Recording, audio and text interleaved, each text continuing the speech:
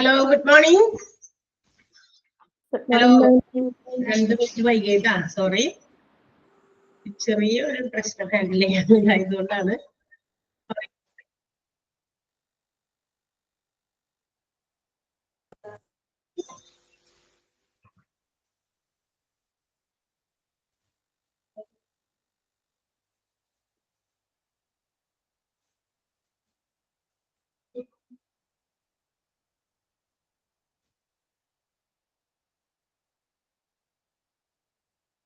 Okay,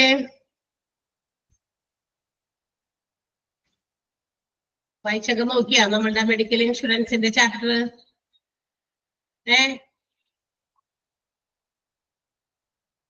hello,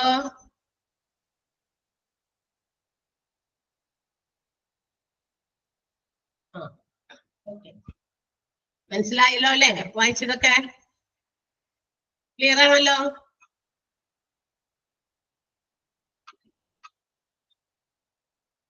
ഇവിടെ വരെയാണ് നമ്മൾ എടുത്തത്. ഇത് എടുത്തിട്ടില്ല, നമ്മൾ എടുക്കാൻ പോകുന്ന ഭാഗമാണ്. അതൊരു ചാർട്ടാണ്. നമ്മൾ എങ്ങനെയൊക്കെയാണ് ഒരു ക്ലെയിം വന്നു കഴിഞ്ഞാൽ ആ ക്ലെയിമിനെ നമ്മൾ എങ്ങനെയാണ് അതിന്റെ ആ ഒരു indemnification amount, that means sum assured എങ്ങനെ ആളുടെ കയ്യിലേക്ക് എത്തും എന്ന് വെച്ചാൽ ഇൻഷുവേർഡിന്റെ കയ്യിലേക്ക് ആ ഒരു ക്ലെയിം എമൗണ്ട് എങ്ങനെ എത്തുന്നു എന്നുള്ളതിന്റെ സ്റ്റെപ്സ് അല്ലെങ്കിൽ സ്റ്റേജസ് ആണ് നമ്മൾ കഴിഞ്ഞ ക്ലാസ്സിൽ പഠിച്ചു നിർത്തിയത് അല്ലെ. കുറച്ച് കാര്യങ്ങളൊക്കെ നിങ്ങളോട് പോയിന്റ് നോട്ട് ചെയ്ത് പഠിക്കാൻ പറഞ്ഞിട്ടുണ്ടായിരുന്നു, പഠിക്കണം എന്ന് പറഞ്ഞിട്ടുണ്ടായിരുന്നു അല്ലെ. അപ്പൊ എല്ലാവരും ഇതൊക്കെ വായിച്ച് പഠിച്ചിട്ടൊക്കെ ഉണ്ടാവും. അത്ര ബുദ്ധിമുട്ടുള്ള ഭാഗമൊന്നുമല്ല, ഇൻഷുറൻസ് ഒക്കെ ആയതുകൊണ്ട് നമുക്ക് കുറച്ച് ഫെമിലിയർ ആയിട്ടുള്ള ടോപ്പിക്സ് ആയിരുന്നു. അതുകൊണ്ട് തന്നെ ഇനി നമ്മൾ പഠിക്കാൻ പോകുന്നത് അടുത്തത് ഒരു ചാർട്ട് നിങ്ങൾക്ക് അവിടെ തന്നിട്ടുണ്ട്. എന്താണ് ആ ചാർട്ടിൽ പറഞ്ഞിരിക്കുന്നത്? ഒരു ഫ്ലോ ചാർട്ടാണ്. That means Bajaj Allianz insurance അതിന്റെ പ്രോസസ്, ക്ലെയിമിംഗ് പ്രോസസ്സിനെ സംബന്ധിക്കുന്ന, കാണാൻ പറ്റണ്ടോ? സ്ക്രീൻ ഫുൾ അല്ലേ? കാണാൻ പറ്റണ്ടല്ലോ അല്ലെ? അപ്പൊ Bajaj Allianz health insurance claiming പ്രോസസ്സിനെ സംബന്ധിക്കുന്ന കാര്യങ്ങൾ ഒരു ഫ്ലോ ചാർട്ടിലൂടെ, അതായത് പെട്ടെന്ന് എളുപ്പം നിങ്ങൾക്ക് മനസ്സിലാക്കാൻ വേണ്ടിയിട്ടാണ് ഈ ഫ്ലോ ചാർട്ടുകളും പിക്ചറൈസ് ചെയ്തിരിക്കുന്ന കാര്യങ്ങളൊക്കെ നമുക്ക് മനസ്സിലാക്കാൻ സാധിക്കും. അതുകൊണ്ടാണ് അങ്ങനെ നിർണ്ണയിക്കണേ. ഓക്കെ, അപ്പൊ ബജാജ് അലയൻസ് എന്ന് പറയുന്ന ഒരു തരം ഹെൽത്ത് ഇൻഷുറൻസ് പോളിസി എന്ന്. അപ്പൊ അതില് എങ്ങനെയാണ് ക്ലെയിമിംഗ് പ്രോസസ്സ് കൊണ്ടുവരുന്നത് അല്ലെങ്കിൽ എങ്ങനെയാണ് നടത്തുന്നത് എന്നുള്ളതാണ് ഫ്ലോ ചാർട്ടിൽ കാണിച്ചിരിക്കുന്നത്. അപ്പൊ നമുക്ക് അറിയാം, ഏറ്റവും ആദ്യം തന്നെ ഒരു ഇൻഡിവിജ്വലിന്റെ പടമാണ്. അത് കസ്റ്റമർ ആണ്. Customer approaches the network hospital four cashless treatment. അതായത് ക്യാഷ്ലെസ് ആയിട്ടുള്ള ട്രീറ്റ്മെന്റ് എന്ന് വെച്ചാൽ ക്ലെയിം ഉള്ള ആളുകളാണ്, അല്ലെങ്കിൽ മെഡിക്കൽ ഇൻഷുറൻസ് ഉള്ള, ഹെൽത്ത് ഇൻഷുറൻസ് പോളിസി ഉള്ള ഒരു കസ്റ്റമർ ആണ്. കസ്റ്റമർ എന്ത് ചെയ്യുന്നു? നമ്മുടെ ഹോസ്പിറ്റലിലെ ഇൻഷുറൻസിന്റെ നെറ്റ്വർക്കിനെ സമീപിക്കുന്നു. കാരണം അവർക്ക് ക്യാഷ്ലെസ് ആയിട്ടുള്ള ട്രീറ്റ്മെന്റ് പ്രൊവൈഡ് ചെയ്യുന്ന സ്ഥലമായതുകൊണ്ടാണ് അവർ ആ ഒരു സ്ഥലത്ത് സമീപിക്കുന്നത്. ഓക്കെ, അപ്പൊ അവിടെ എത്തുന്നു. അതാണ് ആരോ മാർക്ക് പോയി നോക്കി. എന്നിട്ട് customer first of all they have to reach or approach the network of hospital. ഈ ഇൻഷുറൻസ് ക്ലെയിംസ് ഒക്കെ കിട്ടുന്ന ആ നെറ്റ്വർക്കുമായിട്ട് ബന്ധപ്പെടുന്നു കസ്റ്റമർ. ആദ്യത്തെ പ്രൊസീജിയർ അതാണ്. അപ്പൊ ക്ലെയിമിങ്ങിന്റെ ഫസ്റ്റ് സ്റ്റെപ്പ് അതാണ്. അടുത്തത് ഹോസ്പിറ്റലിന്റെ ഒരു പടമാണ് കൊടുത്തിരിക്കുന്നത്. Hospital verifies customer details and send pre order by fax എന്ന് പറഞ്ഞു കഴിഞ്ഞാൽ, അത് കഴിഞ്ഞതിന് ശേഷം നമുക്ക് ഈ ക്ലെയിമിന് വേണ്ടി അവരുടെ നെറ്റ്വർക്കിനെ സമീപിച്ച് കഴിയുമ്പോൾ തന്നെ ഹോസ്പിറ്റൽസ് അപ്പൊ തന്നെ ഫോട്ടോ എടുത്തിട്ട് അവർക്ക് വേണ്ട എന്താ പറയാ സം അഷ്വേർഡ് ആണോ അല്ലെങ്കിൽ എന്ത് ട്രീറ്റ്മെന്റ് ആണോ പ്രൊവൈഡ് ചെയ്യാൻ കൊടുത്തോ, കുഴപ്പമില്ല എന്ന് പറഞ്ഞിട്ട് കൊടുക്കാണോ? ഇല്ല, അത് എന്നിട്ട് വെരിഫൈ ചെയ്യണം. ആ കസ്റ്റമർ കൊടുത്തിരിക്കുന്ന ക്ലെയിംസിൽ പറഞ്ഞിരിക്കുന്ന details whether it is correct or not അല്ലെ, അത് വെരിഫൈ ചെയ്യണം. നമ്മളായാലും എന്തെങ്കിലും ഒരു കാര്യത്തിന് എവിടെയെങ്കിലും കൊണ്ടുപോയി നമുക്ക് വേണ്ട ക്ലെയിമുകളെ കുറിച്ചിട്ട്, മെഡിക്കൽ മാത്രമല്ല അല്ലാതെ എന്തെങ്കിലും കാര്യങ്ങൾ നമുക്ക് കിട്ടാനുണ്ടെങ്കിൽ നമുക്ക് കൊണ്ടു ചെല്ലുമ്പോ അതേ വേഗം കൊണ്ടുപോകുമെന്ന് പറഞ്ഞിട്ട് അവര് നമുക്ക് പണമോ എന്താണെന്ന് വെച്ചാൽ തരുമോ? ഇല്ല, അവർ വെരിഫൈ ചെയ്ത് നോക്കും. അപ്പൊ ആ ഡീറ്റെയിൽസ് എല്ലാം തന്നെ വെരിഫൈ ചെയ്തിട്ട് പ്രീ ഓർഡർ ബൈ ഫാക്സ്, അതായത് അവര് ഫാക്സ് ഒക്കെ ചെയ്ത് എന്ത് ചെയ്യുന്നു? ഈ പറഞ്ഞിരിക്കുന്ന ഡീറ്റെയിൽസ് എല്ലാം വെദർ ഇറ്റ് ഈസ് ആ പറഞ്ഞിരിക്കുന്ന ക്ലെയിംസിൽ പറഞ്ഞിരിക്കുന്നത്, അതാണ് പ്രീ ഓതറൈസ്ഡ് ഫാക്ട്സ് എന്നാണ്. പ്രീ ഓതറൈസ്ഡ് എന്ന് പറഞ്ഞു കഴിഞ്ഞാൽ to pre determine whether the details given in the claim are correct or not. അത് എന്താ പറയാ ഒതന്റിക്കേറ്റ് ചെയ്യുന്ന ഒരു രീതിയിൽ എന്ത് ചെയ്യുന്നു? ആ കാര്യങ്ങളെല്ലാം ഫാക്സ് ഒക്കെ ചെയ്ത് ആളുകളിൽ നിന്ന് അന്വേഷിച്ച് കണ്ടെത്താൻ വേണ്ടിയിട്ടുള്ള കാര്യങ്ങളാണ് ഹോസ്പിറ്റൽസ് ചെയ്യുന്നത്. അപ്പൊ ഹോസ്പിറ്റൽ അതിനുള്ള കാര്യങ്ങളൊക്കെ അവരുടെ ഭാഗത്ത് നിന്ന് പ്രൊസീഡ് ചെയ്യുന്നു. ആൻഡ് ബജാജ് അലയൻസ് അതിനുശേഷം അത് നേരെ അങ്ങോട്ടേക്ക് കൊടുക്കുന്നു. എവിടേക്ക്? ബജാജ് അലയൻസിലേക്കാണ് ആ ഫാക്സിങ് കിട്ടുന്നത്. അതായത് ഇവിടെ നിന്ന് ഡീറ്റെയിൽസ് ഒക്കെ കളക്ട് ചെയ്തതിന് ശേഷം അല്ലെങ്കിൽ കാര്യങ്ങളൊക്കെ ഡീറ്റെയിൽസ് ഒക്കെ കറക്റ്റ് ആണെന്ന് തോന്നിയാൽ ബജാജ് അലയൻസിലേക്ക് ഈ പറയുന്ന കാര്യങ്ങളെല്ലാം കൊടുക്കുന്നു. ആ പ്രീ authorized ആയിട്ടുള്ള details will be submitted to the Bajaj Alliance and with the policy benefits, ആ പോളിസിയുടെ ബെനിഫിറ്റുകളും and also response to the hospital, അതിന്റെ കാര്യങ്ങളൊക്കെ മനസ്സിലാക്കിയിട്ട് അതിനുള്ള റെസ്പോൺസ് ഹോസ്പിറ്റലിലേക്കും ബജാജ് അലയൻസുകാർ സെൻഡ് ചെയ്യുന്നു. അപ്പൊ ഹോസ്പിറ്റലിൽ നിന്ന് ബജാജ് അലയൻസിലേക്ക് കൊടുക്കുന്നു. അവരും ആ ഒരു വെരിഫിക്കേഷൻ ഒക്കെ ചെയ്തതിന് ശേഷം അതിന്റെ റെസ്പോൺസ് എന്താണോ അത് ഹോസ്പിറ്റൽസിലേക്ക് എന്ത് ചെയ്യുന്നു? ഫോർവേഡ് ചെയ്യുന്നു എന്നുള്ളതാണ്. ഫാക്സ് മുഖേന തന്നെ ഫോർവേഡ് ചെയ്യും. ഈ പറയുന്ന ഫോർവേഡിങ് അല്ലെങ്കിൽ ഈ പറയുന്ന റെസ്പോൺസ് 3 രീതിയിലാകാം. അതാണ് 3 കളേഴ്സിൽ കൊടുത്തിരിക്കുന്നത്. First one green shows the approval, second one red one shows the denial and the third one yellow shows the query. എന്താണിത്? അപ്രൂവ്ഡ്. ഈ വേർഡിൽ നിന്ന് നിങ്ങൾക്ക് ഏകദേശം ഒരു idea കിട്ടിയിട്ടുണ്ടായിരിക്കും.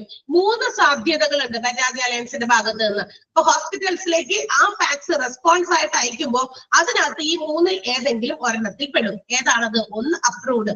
Okay, all these things claimings everything is correct, എല്ലാം accurate ആണ്, correct ആണ് എന്ന് വെരിഫൈ ചെയ്തുകൊണ്ട് അപ്രൂവൽ ആയിട്ടുള്ള ഒരു നോട്ടിഫിക്കേഷൻ അല്ലെങ്കിൽ ഒരു റെസ്പോൺസ് ആയിരിക്കും ബജാജ് അലയൻസ് ഹോസ്പിറ്റൽസിലേക്ക് സബ്മിറ്റ് ചെയ്യാം. And it may be denial. പിന്നെ എന്താകാം? അത് ഡിനയൽ ആകാം. എന്താ ഡിനയൽ മീൻസ്? നിഷേധിക്കുക. ഇല്ല, പറ്റില്ല. കാരണം there are some problems. ഈ പറയുന്ന ക്ലെയിമുകളിൽ പല രീതിയിലുള്ള ഇവർ ഉദ്ദേശിക്കുന്ന രീതിയിലുള്ള കാര്യങ്ങൾ കാണുന്നില്ല, ഡീറ്റെയിൽസ് കാണുന്നില്ലാത്തതാകാം, അല്ലെങ്കിൽ വെദർ ദേ ആർ നോട്ട് എന്താ പറയാ അവർക്ക് ആ ഒരു പറഞ്ഞിരിക്കുന്ന ഡീറ്റെയിൽസിൽ എന്തെങ്കിലും തരത്തിലുള്ള ഡൗട്ട്സ് കൺഫ്യൂഷൻസ് ഉണ്ട്, അങ്ങനെയാകാം. അങ്ങനെ അല്ലെങ്കിൽ ഇവര് ഇതിന് എന്താ പറയാ അർഹരല്ലാത്തത് കൊണ്ടാകാം. അങ്ങനെ ഒത്തിരി കാരണങ്ങൾ കൊണ്ട് എന്ത് ചെയ്യാം? ഈ പറയുന്ന ഫാക്സിങ് തിരിച്ചു കൊടുക്കുന്ന ഫാക്സിങ് എന്ന് പറയുന്നത് വേണ്ട, ഡിനൈ ചെയ്യുക അല്ലെങ്കിൽ എന്താ പറയാ നിഷേധിക്കുന്നതിന് ഈക്വൽ ആയിട്ടായിരിക്കും കൊടുക്കുക ആ റെസ്പോൺസ്. മൂന്നാമത് ഒരെണ്ണം കൂടിയുണ്ട്. അത് യെല്ലോ ബോക്സ് കാണിക്കുന്നത് ക്വറി ആണ്. ക്വറി മീൻസ് എന്തായിരിക്കും? അന്വേഷണം. കുറച്ചുകൂടി അവർക്ക് ഫർദർ വെരിഫിക്കേഷന്റെ ആവശ്യമുണ്ട്. എന്താണ് കാര്യങ്ങൾ എന്തെങ്കിലുമൊക്കെ കുഴഞ്ഞു മറിഞ്ഞു കിടക്കുന്നതൊക്കെ ആണെങ്കിൽ ചിലപ്പോൾ ചില അന്വേഷണങ്ങൾ വേണ്ടി വരും. അന്വേഷണങ്ങൾക്ക് ശേഷം വീണ്ടും അത് ഹോസ്പിറ്റൽസിലേക്ക് എന്താ പറയാ ബജാജ് അലയൻസുകാർ വീണ്ടും ഹോസ്പിറ്റൽസിലേക്ക് ഫോർവേഡ് ചെയ്യും. അപ്പൊ അങ്ങനെ 3 രീതിയിലാണ് ഇവരുടെ റെസ്പോൺസ് എടുക്കുന്നത്. ബജാജ് അലയൻസിന്റെ ക്ലെയിമിന് വേണ്ടിയിട്ടുള്ള ആളുകൾക്ക് തിരിച്ചുള്ള റെസ്പോൺസ് കൊടുക്കുന്നത് 3 രീതിയിലാണ്. ഒന്ന് അപ്രൂവ്ഡ് ഉണ്ട്, ഒന്ന് ഡിനയൽ ഉണ്ട്, ഒന്ന് ക്വറി ഉണ്ട്. ഇനി അപ്രൂവ്ഡ് ആണെങ്കിൽ എന്ത് പറ്റും? When the claim is approved by Bajaj Alliance Insurance, health insurance കാര് എന്താണ് ഈ പറയുന്ന സാധനം കറക്റ്റ് ആണ്, അപ്രൂവ് ചെയ്തിരിക്കുന്നു എന്ന് പറയുന്ന ആ ഒരു ഗ്രീൻ സിഗ്നൽ കാണിച്ചാൽ അതിന്റെ അർത്ഥം അവർക്ക് അതിനുള്ള അവകാശവും റൈറ്റും അവരുടെ കാര്യങ്ങളെല്ലാം തന്നെ ക്ലിയർ ആണ് എന്നാണ് അതിനെ സൂചിപ്പിക്കുക. ക്ലിയർ ആണല്ലോ? മനസ്സിലാവുന്നുണ്ടോ പറയുന്നത്? ആ ചാർട്ട് ഒന്ന് ജസ്റ്റ് നിങ്ങൾക്ക് അതിൽ നോക്കിക്കഴിഞ്ഞാൽ മനസ്സിലാകും. ഇൻ കേസ് ആർക്കെങ്കിലും മനസ്സിലാവാത്തവരുണ്ടെങ്കിൽ അതിന് വേണ്ടിയിട്ടാണ് ഈ എക്സ്പ്ലനേഷൻ ചെയ്യുന്നത്. Okay, yes. അപ്രൂവ്ഡ് ആണെങ്കിൽ approval letter will be send by the Bajaj Allianz. അപ്പൊ അപ്രൂവ്ഡ് ആണ് എങ്കിൽ തീർച്ചയായിട്ടും അപ്രൂവൽ ലെറ്റർ ആയിരിക്കും എന്ത് ചെയ്യുന്നത്? ഒരു ലെറ്റർ ചെയ്ത് അപ്രൂവ്ഡ് ഈ ഒരു ഹെൽത്ത് ഇൻഷുറൻസ് ക്ലെയിമിന് ഈ പറയുന്ന കസ്റ്റമർ കേപ്പബിൾ ആണ് അല്ലെങ്കിൽ അവർ അർഹരാണ് എന്നുള്ള കാര്യം അവർ സൂചിപ്പിച്ചുകൊണ്ടുള്ള അപ്രൂവൽ ലെറ്റർ ആയിരിക്കും പച്ച സിഗ്നൽ കാണിച്ചാൽ കൊടുക്കുക.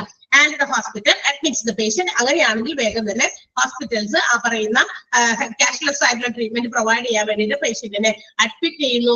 വിതൗട്ട് എനി ഡെപ്പോസിറ്റ്, വലിയ ഹ്യൂജ് എമൗണ്ട് ഒക്കെ ഡെപ്പോസിറ്റ് ചെയ്ത് എന്താ പറയാ നമുക്ക് ട്രീറ്റ്മെന്റ് തരേണ്ടതായിട്ടുള്ള ചില സാഹചര്യങ്ങളാണെങ്കിലേ ഡെപ്പോസിറ്റ് ഒന്നും ചെയ്യാണ്ട് ഹോസ്പിറ്റൽസുകാർ അവരുടെ ഒരു ചെറിയ പേരിൽ പോലും അനക്കില്ല, അല്ലെ? നമുക്കറിയാം അതൊക്കെ. അപ്പൊ ആ ഒരു ഡെപ്പോസിറ്റ് ഹ്യൂജ് എമൗണ്ട് ഒക്കെ ചിലപ്പോൾ നമുക്ക് സഫർ ചെയ്യാൻ പറ്റില്ല. അപ്പൊ അങ്ങനെയുള്ള കാര്യങ്ങൾക്ക് വേണ്ടിയിട്ടാണ് നമ്മൾ എന്ത് ചെയ്യുന്നത്? ഇത്തരം ഹെൽത്ത് ഇൻഷുറൻസ് പോളിസീസ് ഒക്കെ എടുക്കുന്നത്. സോ കസ്റ്റമർക്ക് അത്തരം വലിയ ഹ്യൂജ് എമൗണ്ട് ഒക്കെ അവർക്ക് സപ്പോർട്ട് ചെയ്യാൻ പറ്റാത്തത് കൊണ്ടാണ്. അങ്ങനെ വരുമ്പോൾ എന്ത് ചെയ്യുന്നു? വിതൗട്ട് എനി ഡെപ്പോസിറ്റ്, ഈ കസ്റ്റമേഴ്സിന്റെ കയ്യിൽ നിന്ന് ഡെപ്പോസിറ്റുകളൊന്നും സ്വീകരിക്കാതെ ക്യാഷ്ലെസ് ആയിട്ടുള്ള ട്രീറ്റ്മെന്റ് അവർ സ്റ്റാർട്ട് ചെയ്ത് തുടങ്ങും. ആര് അപ്രൂവ് ചെയ്താൽ മാത്രം? ബജാജ് അലയൻസ്. ഇതൊരു ബജാജ് അലയൻസിന്റെ ഇൻഷുറൻസ് ക്ലെയിം എങ്ങനെയാണ് ആളുടെ കസ്റ്റമർക്കുടെ കയ്യിലേക്ക് എത്തുന്നതെന്ന് കാണിക്കുന്ന ഒരു എക്സാമ്പിൾ തന്നിരിക്കുന്ന. ഓരോ ഇൻഷുറൻസ് പോളിസീസിനും അതിൻ്റെതായ രീതിയിലായിരിക്കും അവരത് ചെയ്യുക. അപ്പൊ ഇവര് ഇങ്ങനെയാണ് ചെയ്യുന്നതെന്നാണ് ഉദ്ദേശിക്കുന്നത്. അതൊന്ന് ഒരു എന്താ പറയാ സമ്മറി പോലെ നമ്മൾ മനസ്സിലാക്കിയെടുക്കണം. ഓക്കെ, ഇതൊരു ഫ്ലോ ചാർട്ടിന്റെ എന്താ പറയാ ചെറിയ കഷ്ണങ്ങളായിട്ട് തന്നിരിക്കുന്നു. നമ്മളതൊരു സമ്മറൈസ് ചെയ്ത് അത് ഇന്നതാണ്, ഇതാണ് ഇതിന്റെ രീതി എന്ന് മനസ്സിലാക്കുക. അപ്പൊ ക്യാഷ്ലെസ് ട്രീറ്റ്മെന്റ് തുടങ്ങുന്നു.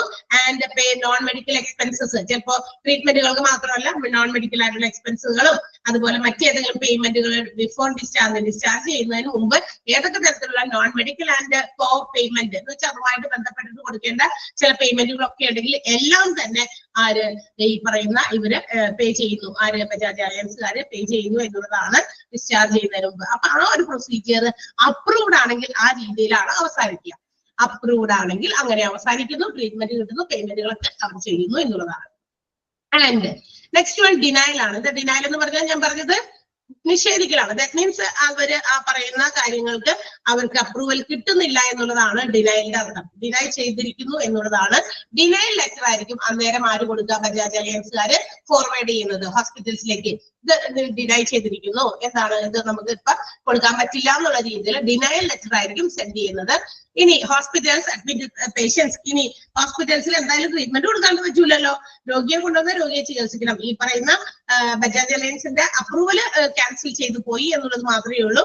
പേഷ്യന്റിനെ അഡ്മിറ്റ് ചെയ്യുന്നു and the patient has to pay the amount. ഈ പറയുന്ന എല്ലാ തരത്തിലുള്ള ബില്ല് എമൗണ്ടുകളും ഡെപ്പോസിറ്റ് എന്താണോ അതെല്ലാം തന്നെ ഇവര് തന്നെ കൊടുക്കേണ്ടി വരും, കസ്റ്റമർ തന്നെ കൊടുക്കേണ്ടി വരും. ആൻഡ് ആഫ്റ്റർവേർഡ്സ് ഇനി എന്തുകൊണ്ട് അത് ഡിനൈ ചെയ്തു, അതിന്റെ എന്ത് പോരായ്മകൾ ഉണ്ടായെന്നൊക്കെ മനസ്സിലാക്കി the customer can make reimbursement, വീണ്ടും അതിന്റെ റീഇംബേഴ്സ്മെന്റിന് വേണ്ടിയിട്ടുള്ള ക്ലെയിമുകൾ പിന്നീട് വെക്കാവുന്നതാണ്. എന്തുകൊണ്ട് ഡിനൈ ചെയ്തു, എന്തായാലും ഇൻഷുറൻസ് പോളിസി ഉള്ളതിന്റെ ധൈര്യത്തിലായിരിക്കണമല്ലോ കസ്റ്റമർ തീർച്ചയായിട്ടും ക്ലെയിമിന് വേണ്ടി അപേക്ഷിച്ചിട്ടുണ്ടാകുക. അപ്പൊ അതെവിടെയാണ് അതിന്റെ ഫോൾട്ട് വന്നിരിക്കുന്നതെന്നൊക്കെ മനസ്സിലാക്കി വീണ്ടും റീഇംബേഴ്സ്മെന്റിന് വേണ്ടിയിട്ട് എന്ത് ചെയ്യുന്നു, അവർക്ക് ശ്രമിക്കാവുന്നതാണ്, പിന്നീട് അത് കിട്ടുന്നതായിരിക്കും. ഓക്കെ, അതാണ് ഡിനയൽ. ബജാജ് അലയൻസിന്റെ ഡിനയൽ എന്ന് പറയുന്ന ആ ഒരു രീതിയിൽ അപ്രൂവൽ ലെറ്റർ കൊടുക്കുന്നത് ഡിനയൽ ലെറ്റർ ആയിരിക്കും കൊടുക്കുക, അവിടെ അപ്രൂവൽ അല്ല കൊടുക്കുക. സോ പിന്നീടായിരിക്കും അതിന്റെ റീഇംബേഴ്സ്മെന്റിന് വേണ്ടി വീണ്ടും ക്ലെയിം ചെയ്തിട്ടായിരിക്കും ചിലപ്പോൾ അത് കിട്ടുക. ആൻഡ് ദ നെക്സ്റ്റ് വൺ, ഇപ്പൊ ബജാജ് അലയൻസിന് തന്നെ ഏതെങ്കിലും തരത്തില് ചില വിശദീകരണങ്ങളോ ചില അന്വേഷണങ്ങളോ വേണ്ടി വരുന്നുണ്ടെങ്കിൽ they may go for query. Query എന്ന് പറഞ്ഞാൽ അന്വേഷണമാണ്.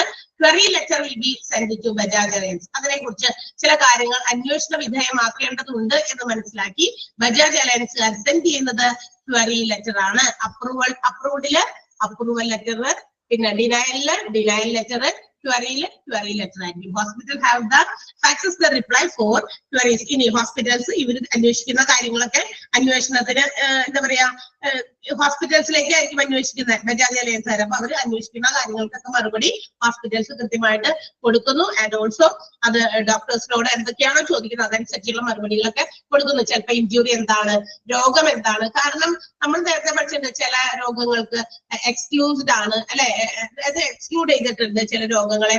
പിന്നെ എക്സിസ്റ്റിംഗ് ആയിട്ടുള്ള രോഗങ്ങൾ ഉണ്ടായിരുന്നു, അതുകൊണ്ടാണോ ഈ പറയുന്ന ആളെ അഡ്മിറ്റ് ചെയ്തിരിക്കുന്നത്, അങ്ങനെയുള്ള സംശയങ്ങളൊക്കെ ആയിരിക്കും ചോദിച്ചിരിക്കുന്നത് ഡോക്ടേഴ്സിനോട്.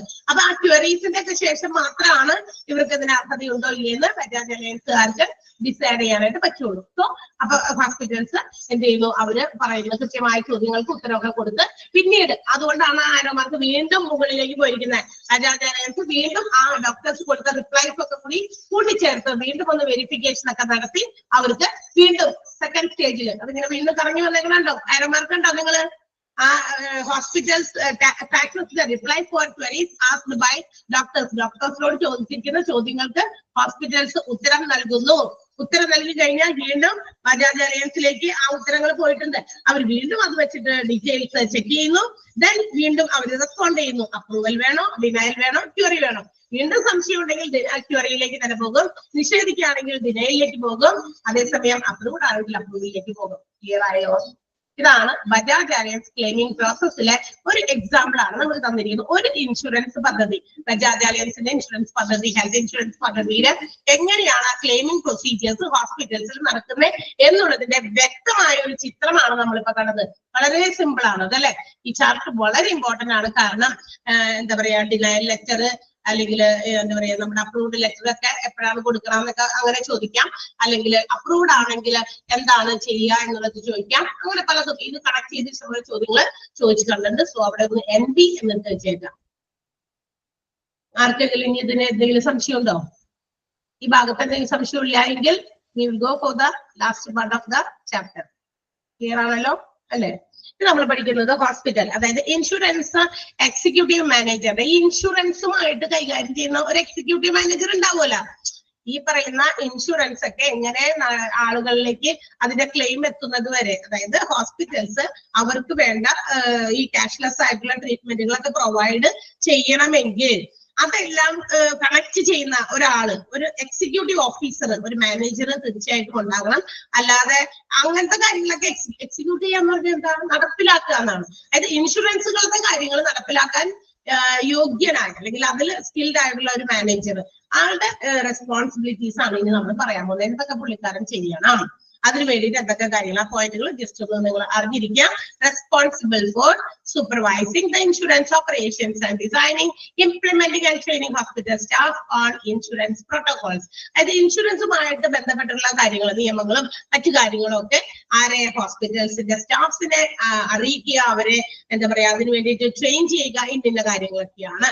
അപ്പൊ കുറച്ച് ട്രെയിനിങ് ഹോസ്പിറ്റൽ സ്റ്റാഫ്സിനും വേണ്ടി വരും. ബിക്കോസ് ഇൻഷുറൻസിൽ ഇന്ന കാര്യങ്ങളൊക്കെ ഉണ്ട്, ഇന്ന കാര്യങ്ങൾക്കൊക്കെയാണ് ഞങ്ങൾ ട്രീറ്റ്മെന്റ്, ക്യാഷ്ലെസ് ട്രീറ്റ്മെന്റുകൾ ഞങ്ങൾ കൊടുക്കാന്ന് പറഞ്ഞേക്കണേ, അല്ലെങ്കിൽ അങ്ങനെയൊക്കെ ചില കാര്യങ്ങളൊക്കെ ഉണ്ട്. അപ്പൊ ഒറ്റയടിക്കൊന്നും ഇവർക്ക് ക്ലിയർ ആകണമെന്നില്ല. So they have to make some training. Hospital സ്റ്റാഫ്സിനെയും അവരെ ട്രെയിൻ ചെയ്യേണ്ടി വരും. മാത്രമല്ല ഇൻഷുറൻസ് ഓപ്പറേഷൻസ് ഡിസൈൻ ചെയ്യുക, അത് ഇംപ്ലിമെന്റ് ചെയ്യുക എന്നുള്ളതൊക്കെ ഈ പറയുന്ന എക്സിക്യൂട്ടീവ് മാനേജറുടെ ഒരു റെസ്പോൺസിബിലിറ്റിയാണ്. ഓക്കെ, ഇൻഷുറൻസ് ഇത് ബന്ധപ്പെട്ട എല്ലാ കാര്യവും അവരുടെ റെസ്പോൺസിബിലിറ്റിയാണ്. എക്സിക്യൂട്ടീവ് മാനേജർ ആണ് അതെല്ലാം നോക്കി മനസ്സിലാക്കി നടത്തേണ്ടത്. ഇനി supervise administration of medical services to insurance and corporate patients and customers of the hospital. ഈ ഹോസ്പിറ്റലിലെ മെഡിക്കൽ സർവീസസ് അവർ പ്രൊവൈഡ് ചെയ്യുന്ന, ഇപ്പൊ ഇൻഷുറൻസ് കൊടുക്കുന്നുണ്ട്, ഇൻഷുറൻസ് കാശൊന്നും തരാതെയുള്ള പേഷ്യന്റ് അല്ലേ, തീർച്ചയായിട്ടും അവർക്ക് ഇങ്ങനെയൊക്കെ കൊടുത്താൽ മതി. കാരണം അവർ ഇൻഷുറൻസ് ആണ്, അവരുടെ സ്വന്തം പോക്കറ്റിൽ നിന്ന് തന്നെ കാശല്ല, കാശ് ആര് കൊടുക്കുന്നതായാലും വിലയുണ്ട്.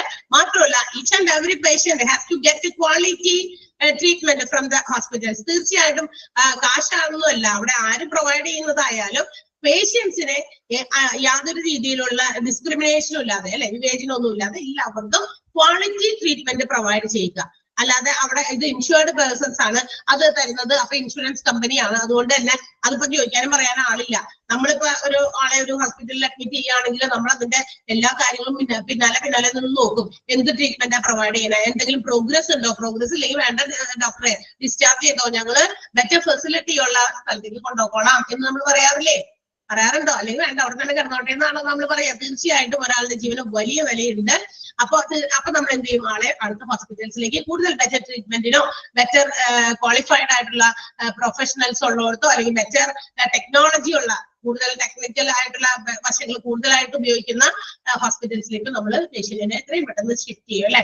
അപ്പൊ ഏത് ആളുകളായാലും എല്ലാവർക്കും ഒരുപോലെയുള്ള ട്രീറ്റ്മെന്റുകളാണ് പ്രൊവൈഡ് ചെയ്യുന്നത്. അപ്പോ ഈ പറയുന്ന എക്സിക്യൂട്ടീവ് മാനേജർ അതും കൂടി അന്വേഷിക്കണം. Whether the hospitals are providing medical services, അവരുടെ മെഡിക്കൽ സർവീസസ് സൂപ്പർവൈസ് ചെയ്യുക, നല്ല രീതിയിലുള്ള ട്രീറ്റ്മെന്റുകൾ കൊടുക്കുന്നുണ്ടോ, അതുപോലെ തന്നെ ഇൻഷുറൻസ് കമ്പനിയെയും അതുപോലെ കോർപ്പറേറ്റ് പേഷ്യൻസിനെയും കസ്റ്റമേഴ്സിനെയൊക്കെ ഒരുപോലെ ചേർത്ത് നിർത്താനും കൂടി ആൾക്ക് പറ്റണം. കാരണം അവർക്ക് വേണ്ട നിർദ്ദേശങ്ങൾ കൊടുക്കുക. കസ്റ്റമേഴ്സ്, അതായത് ഇൻഷുറൻസ് ക്ലെയിം ഉള്ള ആളുകൾ, അവരെയും ഇൻഷുറൻസ് കമ്പനിയെയും അതുപോലെ തന്നെ ഹോസ്പിറ്റൽ, ഇവരെല്ലാവരെയും കൂടി കോർഡിനേറ്റ് ചെയ്ത് കോപ്പറേറ്റ് ചെയ്ത് കൊണ്ടുപോകാനുള്ള ഒരു ഉത്തരവാദിത്വം കൂടി നമ്മുടെ എക്സിക്യൂട്ടീവ് മാനേജർക്ക് ഉണ്ട്. കാരണം പേഷ്യൻസിന് ക്ലെയിമുകൾ കൊടുക്കുന്നതുമായി ബന്ധപ്പെട്ട് ഇൻഷുറൻസ് കമ്പനീനെയും ചേർത്ത് നിർത്തണം. അതുപോലെ ഹെൽത്ത് കെയർ, അതായത് ഹോസ്പിറ്റൽസ്, അവര് നല്ല രീതിയിലുള്ള സേവനം ആ പേഷ്യന്റിന് കൊടുക്കുന്നുണ്ടോ എന്ന് നോക്കണം. ഇവരിൽ നിന്ന് കാശ് മേടിച്ചാൽ മാത്രം പോരാ, ഇവർക്ക് നല്ല സർവീസസ് കൊടുക്കണം. അപ്പൊ ഇവരെല്ലാവരെയും കോപ്പറേറ്റ് ചെയ്ത് കൊണ്ടുപോകുക, പേഷ്യൻസിനെയൊക്കെ നല്ല രീതിയിൽ നോക്കുക എന്നുള്ളതൊക്കെ ഹെൽത്ത് എക്സിക്യൂട്ടീവ് മാനേജറിന്റെ എന്താണ് ഡ്യൂട്ടിയാണ്, റെസ്പോൺസിബിലിറ്റിയാണ്. പിന്നെന്താ, processing patient insurance claim. Insurance ക്ലെയിമുകളൊക്കെ പ്രോസസ് ചെയ്യുക, അതിന്റെ പ്രൊസീഡിങ്സ് ഒക്കെ കൃത്യമായിട്ട് റെഗുലർ ആയിട്ട് അപ് ടു ഡേറ്റ് ആയിട്ട് നടത്തുക. അതായത് ആർക്കും യാതൊരു തരത്തിലുള്ള ലാഗ് ഒന്നും വരാതെ, ഡിലേ ഒന്നും വരാതെ എത്രയും പെട്ടെന്ന് അത്തരം പ്രൊസീജിയേഴ്സ് ഒക്കെ ക്ലിയർ ചെയ്യുക, അല്ലെ? അതായത് അയ്യോ ഇത് താമസമുണ്ട്, അത് ഇതാണെന്ന് പറഞ്ഞ് വെറുതെ കുഴച്ച് മറച്ച് ആകെ ഇതാക്കിയിടാതെ പേഷ്യൻസിനെയും അതുപോലെ അവരുടെ ബന്ധുക്കളെയൊക്കെ നമ്മൾ വെറുതെ ഇട്ടിട്ട് ടെൻഷൻ അടിപ്പിച്ചൊക്കെ കാര്യമുണ്ടോ? അല്ല, ഇത്തരം കാര്യങ്ങളൊക്കെ പെട്ടെന്ന് കൈകാര്യം ചെയ്യാൻ ഒരു നല്ല സ്കിൽഡ് ആയിട്ടുള്ള എക്സിക്യൂട്ടീവ് മാനേജർ ആണെങ്കിൽ പറ്റും. അപ്പൊ അത്രയും നല്ലൊരു വ്യക്തി ആയിരിക്കണം എന്നുള്ളതാണ്, അത്രയും പെട്ടെന്ന് കാര്യങ്ങളൊക്കെ ചെയ്യാനായിട്ട്. ഇഫക്റ്റീവ് കൊളാബറേഷൻ വിത്ത് ഇൻഷുറൻസ് കമ്പനീസ്. തീർച്ചയായിട്ടും എക്സിക്യൂട്ടീവ് മാനേജർക്ക് ഒരു കൊളാബ് ഉണ്ട്. ആരുമായിട്ട്? ഇൻഷുറൻസ് കമ്പനീസ്, ബിക്കോസ് അവരാണ് ഇവരെ കളക്ട് ചെയ്യുന്നത് ഹോസ്പിറ്റൽസിനെ. അപ്പൊ ഹോസ്പിറ്റൽസിൽ നിന്ന് ഈ പറയുന്ന സേവനങ്ങളൊക്കെ ഇങ്ങനെയുള്ള ക്വാളിറ്റി സർവീസും പ്രൊവൈഡ് ചെയ്യുന്നുണ്ടെന്നും അതുപോലെ ഇൻഷുറൻസ് കമ്പനി അവരുടെ കയ്യിൽ നിന്ന് കിട്ടേണ്ടതായിട്ടുള്ള ഫണ്ടുകളും മറ്റു കാര്യങ്ങളൊക്കെ കൃത്യമായിട്ട് അവർ തമ്മിൽ എന്ത് ചെയ്യുന്നു, എക്സിക്യൂട്ട് ചെയ്യുമ്പോൾ അവർ തമ്മിൽ ഒരു കണക്ഷൻ ഉണ്ടാവണം. അപ്പൊ അവർ തമ്മിൽ ഒരു കൊളാബറേഷൻ ഉണ്ട് എന്നാണ് പറയുന്നത്. നെക്സ്റ്റ് വൺ എന്താണ്? To maximize patient satisfaction. ഇത്തരം സേവനങ്ങളൊക്കെ പ്രൊവൈഡ് ചെയ്തുകൊണ്ട് പേഷ്യന്റിനെ പരമാവധി സംതൃപ്തമാക്കുക. അതായത് പേഷ്യന്റിന് എപ്പോഴും സംതൃപ്തി ഉണ്ടാകുക. അഡ്മിറ്റ് ആയിക്കോ, ഇനി അടുത്ത ടെൻഷൻ എന്താണെന്നറിയോ, ഇൻഷുറൻസ് ക്ലെയിമിന്റെ സമയത്ത് ഇനി എന്തെങ്കിലും നൂലാമാലയൊക്കെ ഉണ്ടാവോ എന്നായിരിക്കും ആളുകൾക്ക് പേടി. അപ്പൊ അങ്ങനെ വരുത്തരുത്. അവരെ ഒരു അസുഖമായിട്ടാണ് ഹോസ്പിറ്റൽസിലേക്ക് വന്നേക്കുന്നത്. അപ്പൊ അവർക്ക് ഈ ക്ലെയിമുകളൊക്കെ കിട്ടില്ല, അല്ലെങ്കിൽ അതിന് സംശയമാണ്, അല്ലെങ്കിൽ അതിന് കുറച്ച് കാര്യങ്ങളുണ്ട് എന്നൊക്കെ പറഞ്ഞ് ഇവരുടെ ടെൻഷൻ അടിപ്പിച്ചാൽ ഇല്ലാത്ത രോഗം കൂടി കൂടുതൽ കയറി വരും അല്ലെ? അങ്ങനെയല്ലേ? അങ്ങനെയൊക്കെയാണ് അല്ലെ? അപ്പൊ അതൊന്നും ഇല്ലാതെ പേഷ്യൻസിനെ കൂടുതൽ സാറ്റിസ്ഫൈഡ് ആക്കി കൊണ്ടുപോകുക. To enhance the image of the hospital. ഇതൊക്കെ കൊടുക്കുമ്പോൾ തീർച്ചയായിട്ടും ഹോസ്പിറ്റലിന്റെ ഇമേജ് ആണ് ഇംപ്രൂവ് ആകുന്നത്. എൻഹാൻസ് മീൻസ് ഇംപ്രൂവ് ചെയ്യുക. ഹോസ്പിറ്റലിന്റെ ഇമേജ് അങ്ങനെ ഇൻഷുറൻസ് പോളിസീസിന്റെ നമുക്ക് ഇൻഷുറൻസ് ഉണ്ടായിരുന്നു, പക്ഷെ ഹോസ്പിറ്റലിൽ ചെന്നത് ഞങ്ങൾക്ക് വലിയ ബുദ്ധിമുട്ടൊന്നും ഉണ്ടായില്ല. കാരണം ആ ഒരു ഡെസ്ക് നമ്മളെ നന്നായി ഹെൽപ്പ് ചെയ്തു. ഇൻഷുറൻസ് ഡെസ്കിൽ പോയിട്ട് നമുക്ക് യാതൊരു തരത്തിലുള്ള കോംപ്ലിക്കേഷൻസ് ഒന്നും ഉണ്ടായില്ല എന്ന് 10 പേര് ആളുകളോട് പറഞ്ഞു കഴിയുമ്പോൾ എന്തായി? അതൊരു പോസിറ്റീവ് ആയിട്ടുള്ള ഒരു കാര്യമല്ലേ അല്ലെ? പോസിറ്റീവ് ഒരു ഓർഗനൈസേഷന്റെ ഡെവലപ്മെന്റിന്റെ ഒരു കാര്യമായതുകൊണ്ട് അതും ഈ ഹോസ്പിറ്റൽസിന്റെ ഇംപ്രൂവ്മെന്റിന് ഈക്വൽ ആണ് എന്നാണ് പറയാം. To review insurance claims to ensure accuracy according to agreement. Hospitals ഇത്തരം മെഡിക്കൽ ഇൻഷുറൻസ് കരാറുകളിലൊക്കെ ഏർപ്പെടുമ്പോൾ തീർച്ചയായിട്ടും ആ ഇൻഷുറൻസ് ക്ലെയിമുകളൊക്കെ കൃത്യമായിട്ടാണ് റിവ്യൂ ചെയ്യുന്നതെങ്കിൽ എന്താണ്, അത് അക്യുറസി മെയിൻറ്റെയിൻ ചെയ്യാൻ സാധിക്കും. അക്യുറസി എന്ന് പറഞ്ഞാൽ എന്താ? കൃത്യമായിട്ട് അതിന്റെ കാര്യങ്ങളൊക്കെ നോക്കി മനസ്സിലാക്കി ചെയ്യുകയാണെങ്കിൽ തീർച്ചയായിട്ടും അത്തരം ആ ഒരു എഗ്രിമെന്റിൽ ഒരു ഉറപ്പുണ്ടാവും ആൾക്കാർക്ക്. അല്ലെങ്കിൽ ചില ഇൻഷുറൻസ് ഒക്കെ എടുത്തു കഴിയുമ്പോൾ ക്ലെയിമിലൊക്കെ എന്തെങ്കിലും ബുദ്ധിമുട്ടുകൾ തോന്നും, ആ ഒരു ഇൻഷുറൻസ് എടുത്തിട്ട് വെറുതെ കേട്ടോ, അതിൽ യാതൊരു ഗുണവുമില്ല, നമ്മൾ അവസാനം വരുമ്പോൾ നമ്മളെടുത്ത് ഭയങ്കര വട്ടക്കർക്കും ഇതാണെന്നൊക്കെ പറഞ്ഞിട്ടുള്ള ഇതൊക്കെ വരും. അപ്പൊ അങ്ങനെയൊന്നും ഇല്ലാതിരിക്കുകയാണെങ്കിൽ അത്തരം എഗ്രിമെന്റുകളൊക്കെ കൃത്യമായിട്ട് നടത്തുക വേണം. ക്രിട്ടിക്കൽ ഇഷ്യൂസ് ടു മാനേജ്മെന്റ് മാത്രമല്ല, report critical issues to management. ഏതെങ്കിലും തരത്തിലുള്ള വിമർശനാത്മകമായിട്ടുള്ള എന്തെങ്കിലും പ്രശ്നങ്ങളൊക്കെ ഇൻഷുറൻസുമായിട്ട് ഉണ്ടെങ്കിൽ തീർച്ചയായിട്ടും അത് മാനേജ്മെന്റിനെ അറിയിക്കുക എന്നുള്ളതാണ്.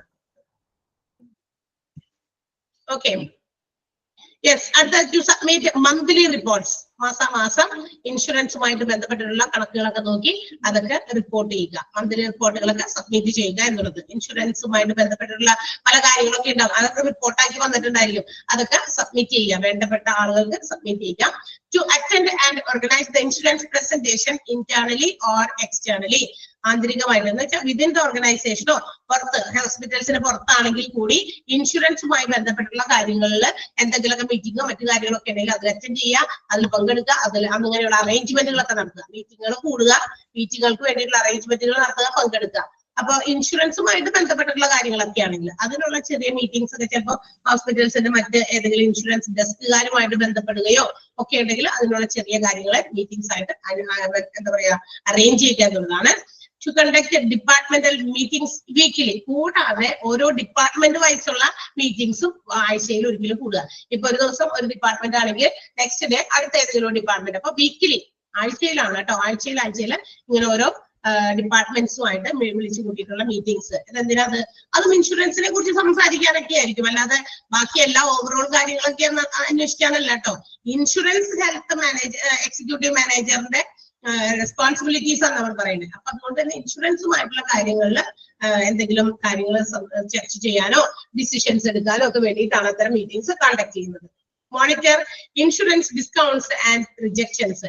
ഇനി എത്ര ഇൻഷുറൻസുകൾക്കൊക്കെ എത്ര ഡിസ്കൗണ്ട് പ്രൊവൈഡ് ചെയ്തിട്ടുണ്ട്, ഏതൊക്കെ ഇൻഷുറൻസ് റിജക്ട് ആയിട്ട് പോയിട്ടുണ്ട്, അങ്ങനെയുള്ള കാര്യങ്ങൾ എന്തൊക്കെയാണ് മോണിറ്റർ ചെയ്യുക. മോണിറ്റർ ചെയ്യുക എന്ന് വെച്ചാൽ നോക്കുക, വിലയിരുത്തുക, എന്താണത് റിജക്ട് ചെയ്തത് അല്ലെ, എന്തുകൊണ്ടാണ് അങ്ങനെ വന്നത് എന്നുള്ള കാര്യങ്ങളൊക്കെ ഒന്ന് വിലയിരുത്തുക എന്നുള്ളതും. To make sure that the insurance schemes are up to date on the system.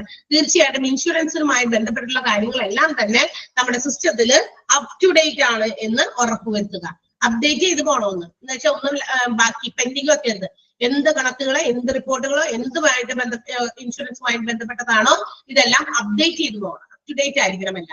to provide required training to staff under supervision. ഇനി എന്താ, ഇനി ആളുകൾക്ക് വേണ്ടത്ര ട്രെയിനിങ് ഇതുമായി ബന്ധപ്പെട്ട ഇൻഷുറൻസുമായി ബന്ധപ്പെട്ട കാര്യങ്ങൾക്കൊക്കെ ചില ട്രെയിനിങ് നേരത്തെ പറഞ്ഞു, നമ്മള് ബജാജ് അലയൻസുകാരുടെ ഇത് പറഞ്ഞപ്പോഴൊക്കെ പറഞ്ഞു അല്ലെ. അപ്പൊ ട്രെയിനിങ് ആവശ്യമുള്ളവർക്കൊക്കെ നമുക്ക് എന്ത് ചെയ്യാം, ട്രെയിനിങ് പ്രൊവൈഡ് ചെയ്യുക. സൂപ്പർവൈഷനിൽ അത് സൂപ്പർവൈസ് ചെയ്യാനും ഇൻഷുറൻസിന്റെ കാര്യങ്ങളൊക്കെ ബെറ്റർ ആയിട്ട് നടത്താൻ വേണ്ടിയിട്ടാണ് അങ്ങനെ ചെയ്യുന്നത്. Assume new responsibilities as and when need.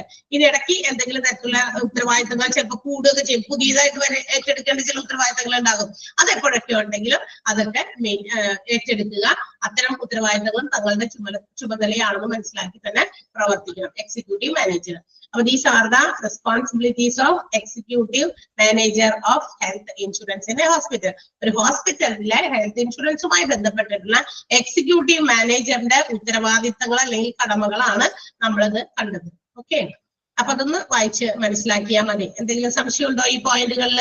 Simple സെന്റൻസുകളായിട്ടാണ് തന്നേക്കണം, അത്ര വലിയ ബുദ്ധിമുട്ടൊന്നും ഇല്ല എന്നാണ് എനിക്ക് ഫീൽ ചെയ്തത്. ആർക്കെങ്കിലും എന്തെങ്കിലും ഡൗട്ട് ഉണ്ടെങ്കിൽ ചോദിക്കാം.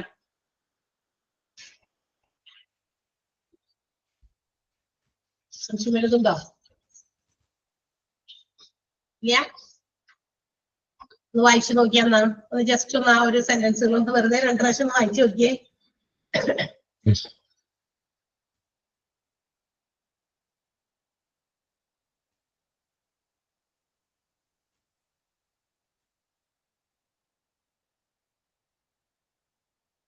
എത്ര ചാപ്റ്റർ ഇനി നമുക്ക് എടുക്കാണ്ടെന്ന് അറിയോ? 3rd and 4th മൊഡ്യൂളിൽ മൊത്തത്തിലാണ്. 3rd and 4th മൊഡ്യൂളുകളിൽ ഏതെങ്കിലും ചാപ്റ്റർ എടുക്കാത്തതൊന്നും എന്നോടൊന്ന് പറയാമോ? നോട്ട് ചെയ്യാനാ ആരെങ്കിലും ഒന്ന് പറയോ? ഞാൻ സൗണ്ട് അൺമ്യൂട്ട് ചെയ്യാം, പറഞ്ഞോ. ഒരാളൊന്ന് പറഞ്ഞു കഴിഞ്ഞാലേ ഇതെല്ലാം എടുത്തോന്നൊന്നും അറിയാൻ വേണ്ടിയിട്ടാണ്, അല്ലെങ്കിൽ നീ മിസ്സായി പോകാൻ പാടില്ലല്ലോ. ഏതെങ്കിലും ചാപ്റ്റർ എടുക്കാത്ത ചാപ്റ്റർ മാത്രം പറഞ്ഞാൽ മതി. എടുക്കാത്ത ചാപ്റ്റർ ആർക്കും അറിയാം? Audit, okay, basics of computer, basics of computer. ആ പറഞ്ഞോ, അടുത്തത് രണ്ടോളാ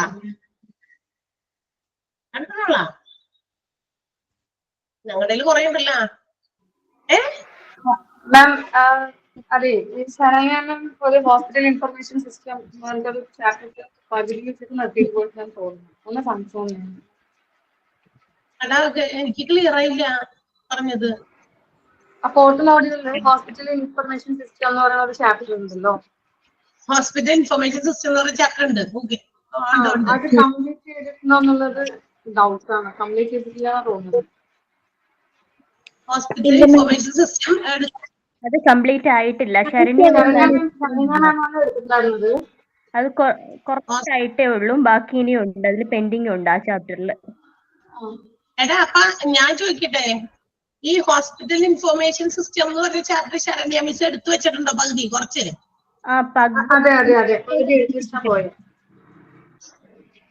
എത്ര പേജ് എടുത്തിട്ടുണ്ടാവും ഏകദേശം?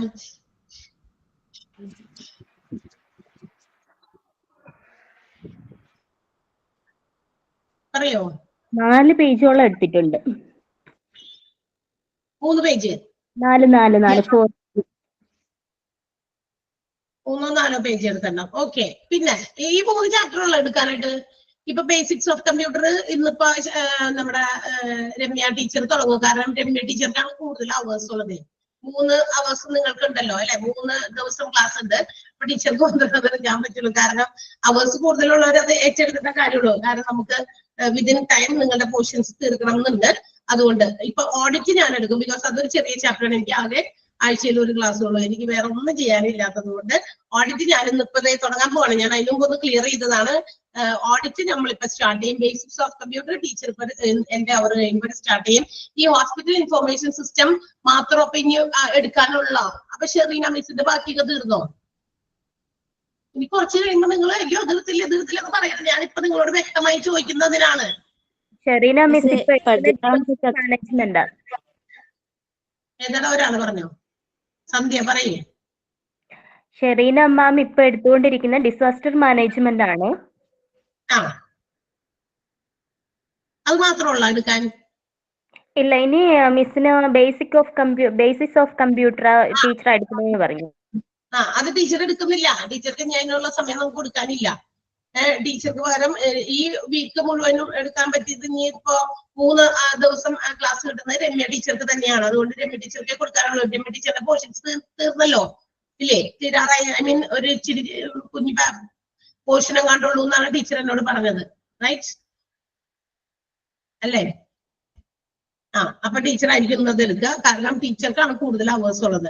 ഇനി ഹോസ്പിറ്റൽ ഇൻഫർമേഷൻ സിസ്റ്റവും ഐ തിങ്ക് ഡിസാസ്റ്റർ മാനേജ്മെന്റും അത്രയല്ലേ ഇനി ഉള്ളൂ. ഓക്കെ അല്ലേ? ഞാൻ ഓക്കെ അടിച്ചു പോകും. ഇനി നിങ്ങൾ insurance extra നോട്ടില്ല miss 16ാമത്തെ chapter.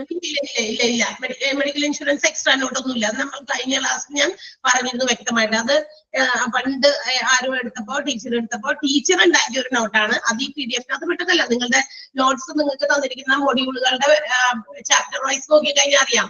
There is no medical insurance extra note എന്ന് പറഞ്ഞ ചാപ്റ്റർ അവിടെ കാണാൻ പറ്റില്ല. എന്തോന്ന് നോക്കിയേക്കും നിങ്ങൾ? ഇല്ല, അതവിടെ ഇല്ല. അങ്ങനെ ഒരു ചാപ്റ്ററേ ഇല്ല നമ്മുടെ ഇതിനകത്ത് കേട്ടോ, സിലബസിനകത്ത് ഇല്ല.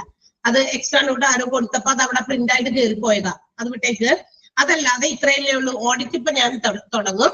Basics of computer Ramya miss തുടങ്ങും. ഹോസ്പിറ്റൽ ഇൻഫർമേഷൻ സിസ്റ്റത്തിന്റെ കുറച്ചെങ്ങാണ്ടും ശരണ്യ മിസ് എടുത്തു വെച്ചിട്ടുണ്ട്. അതിന്റെ ബാക്കി ഷെറീൻ എടുക്കും. ഡിസാസ്റ്റർ മാനേജ്മെന്റ് ഷെറീൻ തന്നെ എടുക്കും. അത്രേ ഉള്ളൂ എന്നാണ് കേട്ടോ നിങ്ങൾ എന്നോട് പറഞ്ഞേക്കണേ. ഞാൻ അത് വെച്ച് ഫോർവേഡ് ചെയ്യും. Okay, yes. ഇനി നമുക്ക് ഓഡിറ്റിലേക്ക് പോകാം.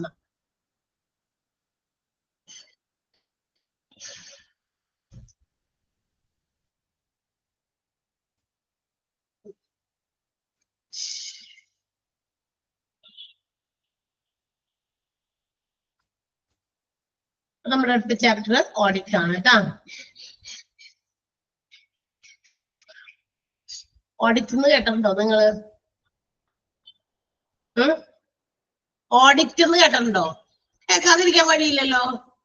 നമുക്കറിയാം ഇന്ന് എല്ലാവരും തന്നെ നമ്മുടെ എന്താ പറയാ ഗവൺമെന്റിന്റെ പല പദ്ധതികളായിട്ടുള്ള കുടുംബശ്രീ, അയൽക്കൂട്ടം പോലെയുള്ള പരിപാടികളിലൊക്കെ അത്തരം കാര്യങ്ങളിലൊക്കെ പലരും എൻഗേജ്ഡ് ആയിരിക്കും അല്ലെ? അപ്പോ വിമൻ വെൽഫെയറിന് വേണ്ടിയിട്ട് ഉണ്ടാക്കിയിരിക്കുന്ന ചില സ്കീമുകളാണ്, പദ്ധതികളാണ് ഇതെല്ലാം തന്നെ അല്ലെ?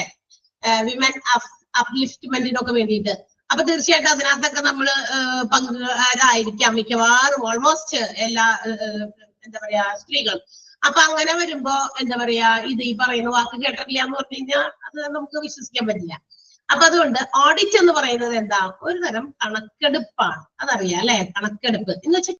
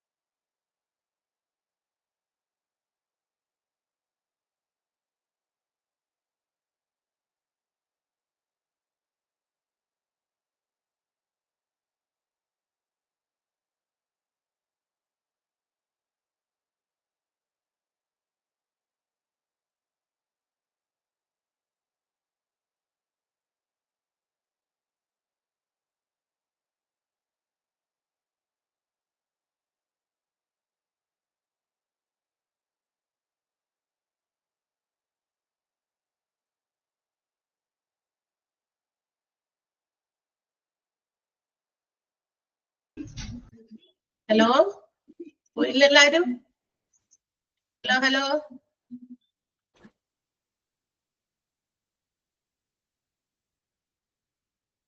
നോട്ട് കാണാൻ പറ്റുന്നുണ്ടോ? ഇല്ല.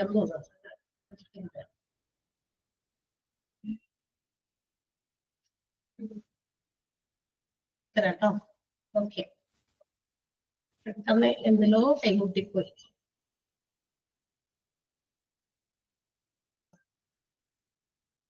ഓക്കെ, അപ്പൊ നമ്മള് ഓഡിറ്റ് എന്ന് പറയുന്ന വേർഡൊക്കെ നമുക്ക് ഫെമിലിയർ തന്നെയാണ്. ഓഡിറ്റ് എന്ന് പറഞ്ഞു കഴിഞ്ഞാൽ കണക്കെടുപ്പാണ്, അല്ലാതെ കണക്കെഴുത്തല്ല കേട്ടോ. അത് അക്കൗണ്ടിങ് ആണ് അല്ലെ. കണക്കുമായിട്ട് ബന്ധപ്പെട്ടുള്ള കാര്യങ്ങൾ റെക്കോർഡ് ചെയ്യുന്ന ആളുകൾ അക്കൗണ്ടന്റുകളാണ്. അവര് എന്താ പറയാ, ഓരോ ഓർഗനൈസേഷനിലും എന്തൊക്കെ കാര്യങ്ങൾ നടക്കുന്നു അതിന്റെ ഡീറ്റെയിൽഡ് ആയിട്ടുള്ള കണക്കുകളൊക്കെ എഴുതി വെക്കണം. തീർച്ചയായിട്ടും അത് എഴുതി വെക്കുന്നവര് അക്കൗണ്ടൻസ് ആണ്. എന്നാൽ ഈ കണക്കുകൾ എഴുതി വെക്കുന്നതിന്റെ കൃത്യതയും മറ്റു കാര്യങ്ങളൊക്കെ പരിശോധിക്കുന്ന ആളുകളെ നമ്മൾ കോസ്റ്റ് അക്കൗണ്ടിങ് ഒക്കെ പഠിച്ച, അതല്ലെങ്കിൽ CA അല്ലെ, ഓഡിറ്റിംഗ് ഒക്കെ നടത്താൻ പറ്റിയ ആളുകളെ കൊണ്ട് നമ്മൾ കണക്കിന്റെ എത്രത്തോളം അതിന്റെ അക്യുറസി ഒക്കെ പരിശോധിക്കുന്നതിലൂടെ. അപ്പൊ അതാണ് കണക്ക് എടുപ്പാണ്, അതിന്റെ വിശകലനം ചെയ്യുക എന്നുള്ളതൊക്കെയാണ് ഓഡിറ്റിംഗ് എന്ന് പറയുന്നത്. നമുക്കറിയാം ഇത് ഈ ഹോസ്പിറ്റലിനകത്ത് എത്രത്തോളം ഫലപ്രദമാകും അല്ലെങ്കിൽ അതിന്റെ ആവശ്യമുണ്ടോ? ഹോസ്പിറ്റൽസ് എന്ത് കാര്യമായിരിക്കും ഓഡിറ്റ് ചെയ്യേണ്ടത്? അല്ലെങ്കിൽ ഹോസ്പിറ്റൽസില് നമുക്ക് തന്നെ മനസ്സിലാക്കാൻ പറ്റുന്ന കാര്യമല്ലേ? എന്തായിരിക്കും, എന്ത് വിലയിരുത്താനായിരിക്കും ഹോസ്പിറ്റൽസിനെ സംബന്ധിക്കുന്ന കാര്യങ്ങൾ? അവിടുത്തെ ഫൈനാൻഷ്യൽ കാര്യങ്ങളുണ്ട്, അവിടുത്തെ എന്താ പറയാ ഓപ്പറേഷൻസ് ഉണ്ട്, എന്തൊക്കെ തരത്തിലുള്ള പ്രവർത്തനങ്ങൾ അവിടെ നടക്കുന്നു, അവിടെ എന്തൊക്കെ എന്താ പറയാ മെഡിസിൻസ് ഡെലിവർ ചെയ്യുന്നുണ്ട്, അതിനെ കുറിക്കുന്നതാകാം. പിന്നെ അവിടുത്തെ സർവീസസ്, അവർ കൊടുക്കുന്ന സർവീസസിന്റെ എഫിഷ്യൻസി, ക്വാളിറ്റി, ഇഫക്റ്റീവ്നെസ്, ഇതെല്ലാം തന്നെ വിതിൻ ദ ഗിവൺ റിസോഴ്സസ്, അവിടെ ലഭ്യമായിരിക്കുന്ന വിഭവങ്ങൾ ഉപയോഗിച്ച് ഒരു ഓർഗനൈസേഷൻ, ഇവിടെ ഹോസ്പിറ്റൽസ് ആയതുകൊണ്ട് ഹോസ്പിറ്റൽ ഓർഗനൈസേഷൻ അത് പ്രൊവൈഡ് ചെയ്യുന്ന കാര്യങ്ങളെ കുറിച്ചിട്ട്, അതിന്റെ തൊഴിൽപരമായിട്ടുള്ള അതല്ലെങ്കിൽ അവർ കൊടുക്കുന്ന സേവനങ്ങളുടെ കൃത്യതയും അതിന്റെ എന്താ പറയാ വിലയിരുത്തല്, ഇവാലുവേഷൻ അല്ലെ, ക്വാളിറ്റി, ഇതൊക്കെ മെയിൻറ്റെയിൻ ചെയ്യുക, നോക്കുക എന്നുള്ളതൊക്കെ മനസ്സിലാക്കി ഒരു കൃത്യമായിട്ടുള്ള ഒരു സിസ്റ്റമാറ്റിക് ഫോർമാറ്റില്. അത് മാത്രമല്ല ഒരു ക്രിട്ടിക്കൽ അസസ്മെന്റ് എന്ന് വെച്ചാൽ വിമർശനാത്മകമായിട്ടുള്ള ഒരു വിലയിരുത്തലാണ്. അതായത് വേണ്ട കാര്യങ്ങളൊക്കെ എവിടെയെങ്കിലൊക്കെ എന്തെങ്കിലുമൊക്കെ കുറവുകളുണ്ടെങ്കിൽ അത് എന്തുകൊണ്ട് എന്നുള്ള കാര്യങ്ങളൊക്കെ വിലയിരുത്തിയാണ് ചോദിച്ച് മനസ്സിലാക്കേണ്ടത്. അപ്പൊ അത്തരം കാര്യങ്ങളെ കുറിച്ചിട്ടുള്ള എല്ലാ തരത്തിലുള്ള വിശകലനവും ഏതിൽ പെടും? നമ്മളുടെ ഓഡിറ്റിനകത്ത് പെടും. ഏതിന്റെ? നമ്മുടെ ഹോസ്പിറ്റൽസിന്റെ audit. It is the assessment of data, document, resources. അതായത് അവിടുത്തെ ഹോസ്പിറ്റൽസിന്റെ എല്ലാ ഡാറ്റാസും, അവിടുത്തെ ഡോക്യുമെന്റുകൾ, അവിടുത്തെ റിസോഴ്സസ്, അവിടുത്തെ മാത്രമല്ല അവരുടെ പെർഫോമൻസ് സിസ്റ്റം, അവരെങ്ങനെ പെർഫോം ചെയ്യുന്നു എന്നുള്ളതെല്ലാം തന്നെ whether it meats the standard, required standard, ആവശ്യത്തിന്, അതായത് അവരുടെ ഒരു നിലവാരത്തിനനുസരിച്ച് എത്ര നിലവാരത്തിലാണ് ഓരോ കാര്യങ്ങളും പോകേണ്ടത് എന്നുള്ള നിലവാരത്തിനനുസരിച്ച് ഈ പറയുന്ന കാര്യങ്ങളെല്ലാം കറക്റ്റ് ആയിട്ട് പോകുന്നുണ്ടോ, അവിടുത്തെ ഡാറ്റാസ്, അവിടുത്തെ ഡോക്യുമെന്റുകൾ, അവിടുത്തെ റിസോഴ്സസ് എല്ലാം കൃത്യമായി മെയിൻറ്റെയിൻ ചെയ്ത് പോകുന്നുണ്ടോ എന്ന് വിലയിരുത്തുക എന്നതുകൂടി ഓഡിറ്റിൽ ഉൾപ്പെടുന്നതാണ്. മനസ്സിലായോ? അപ്പൊ എന്താണ് audit? Systematic and critical assessment of planning, delivery and evaluation of services with regard to efficiency, effectiveness and quality within given resources. തന്നിരിക്കുന്ന വിഭവങ്ങൾക്ക് വെച്ചിട്ട്, അത്രയും വിഭവങ്ങൾ വെച്ചിട്ട് കൃത്യമായ രീതിയിലുള്ള പ്ലാനിങ്, ഡെലിവറി, പിന്നെ അവരുടെ സർവീസസിന്റെ ക്വാളിറ്റി, അതുപോലെ ഇഫക്റ്റീവ്നെസ് ആൻഡ് ഓൾസോ എഫിഷ്യൻസി, അതെല്ലാം വിലയിരുത്തുക. എങ്ങനെ വിലയിരുത്തുക? ക്രിട്ടിക്കൽ അസസ്മെന്റ് ആണ്. വിമർശനാത്മകമായിട്ട് വിലയിരുത്തി അതൊരു സിസ്റ്റമാറ്റിക് ആയിട്ടുള്ള ഒരു ഫോർമാറ്റിൽ ആക്കുക എന്നുള്ളതാണ് ഓഡിറ്റിന്റെ പ്രത്യേകത, അല്ലെങ്കിൽ അതാണ് ഓഡിറ്റ് എന്ന് പറയുന്നത്. അപ്പൊ ആ ഓഡിറ്റിനകത്ത് എന്തൊക്കെ പെടും? എന്തൊക്കെ അസസ് ചെയ്യണം? ഡാറ്റാസ്, ഡോക്യുമെന്റുകൾ, റിസോഴ്സസ്.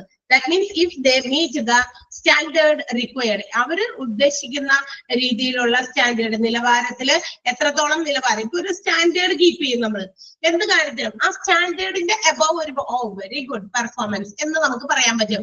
എന്നാൽ സ്റ്റാൻഡേർഡിൽ ബിലോ പോകുമ്പോഴോ നമ്മൾ പ്രതീക്ഷിച്ച ആ നിലവാരത്തിലേക്ക് എത്തിയില്ലെങ്കിൽ നമ്മൾ ഇത് മോശം രീതിയിലാണ്. ഇപ്പൊ നിങ്ങൾ എന്താ പറയാ ക്വാളിറ്റി അഷ്വറൻസ് ആൻഡ് നാബ് എന്ന് പറയുന്ന ചാപ്റ്റർ പഠിച്ചിരുന്നോ?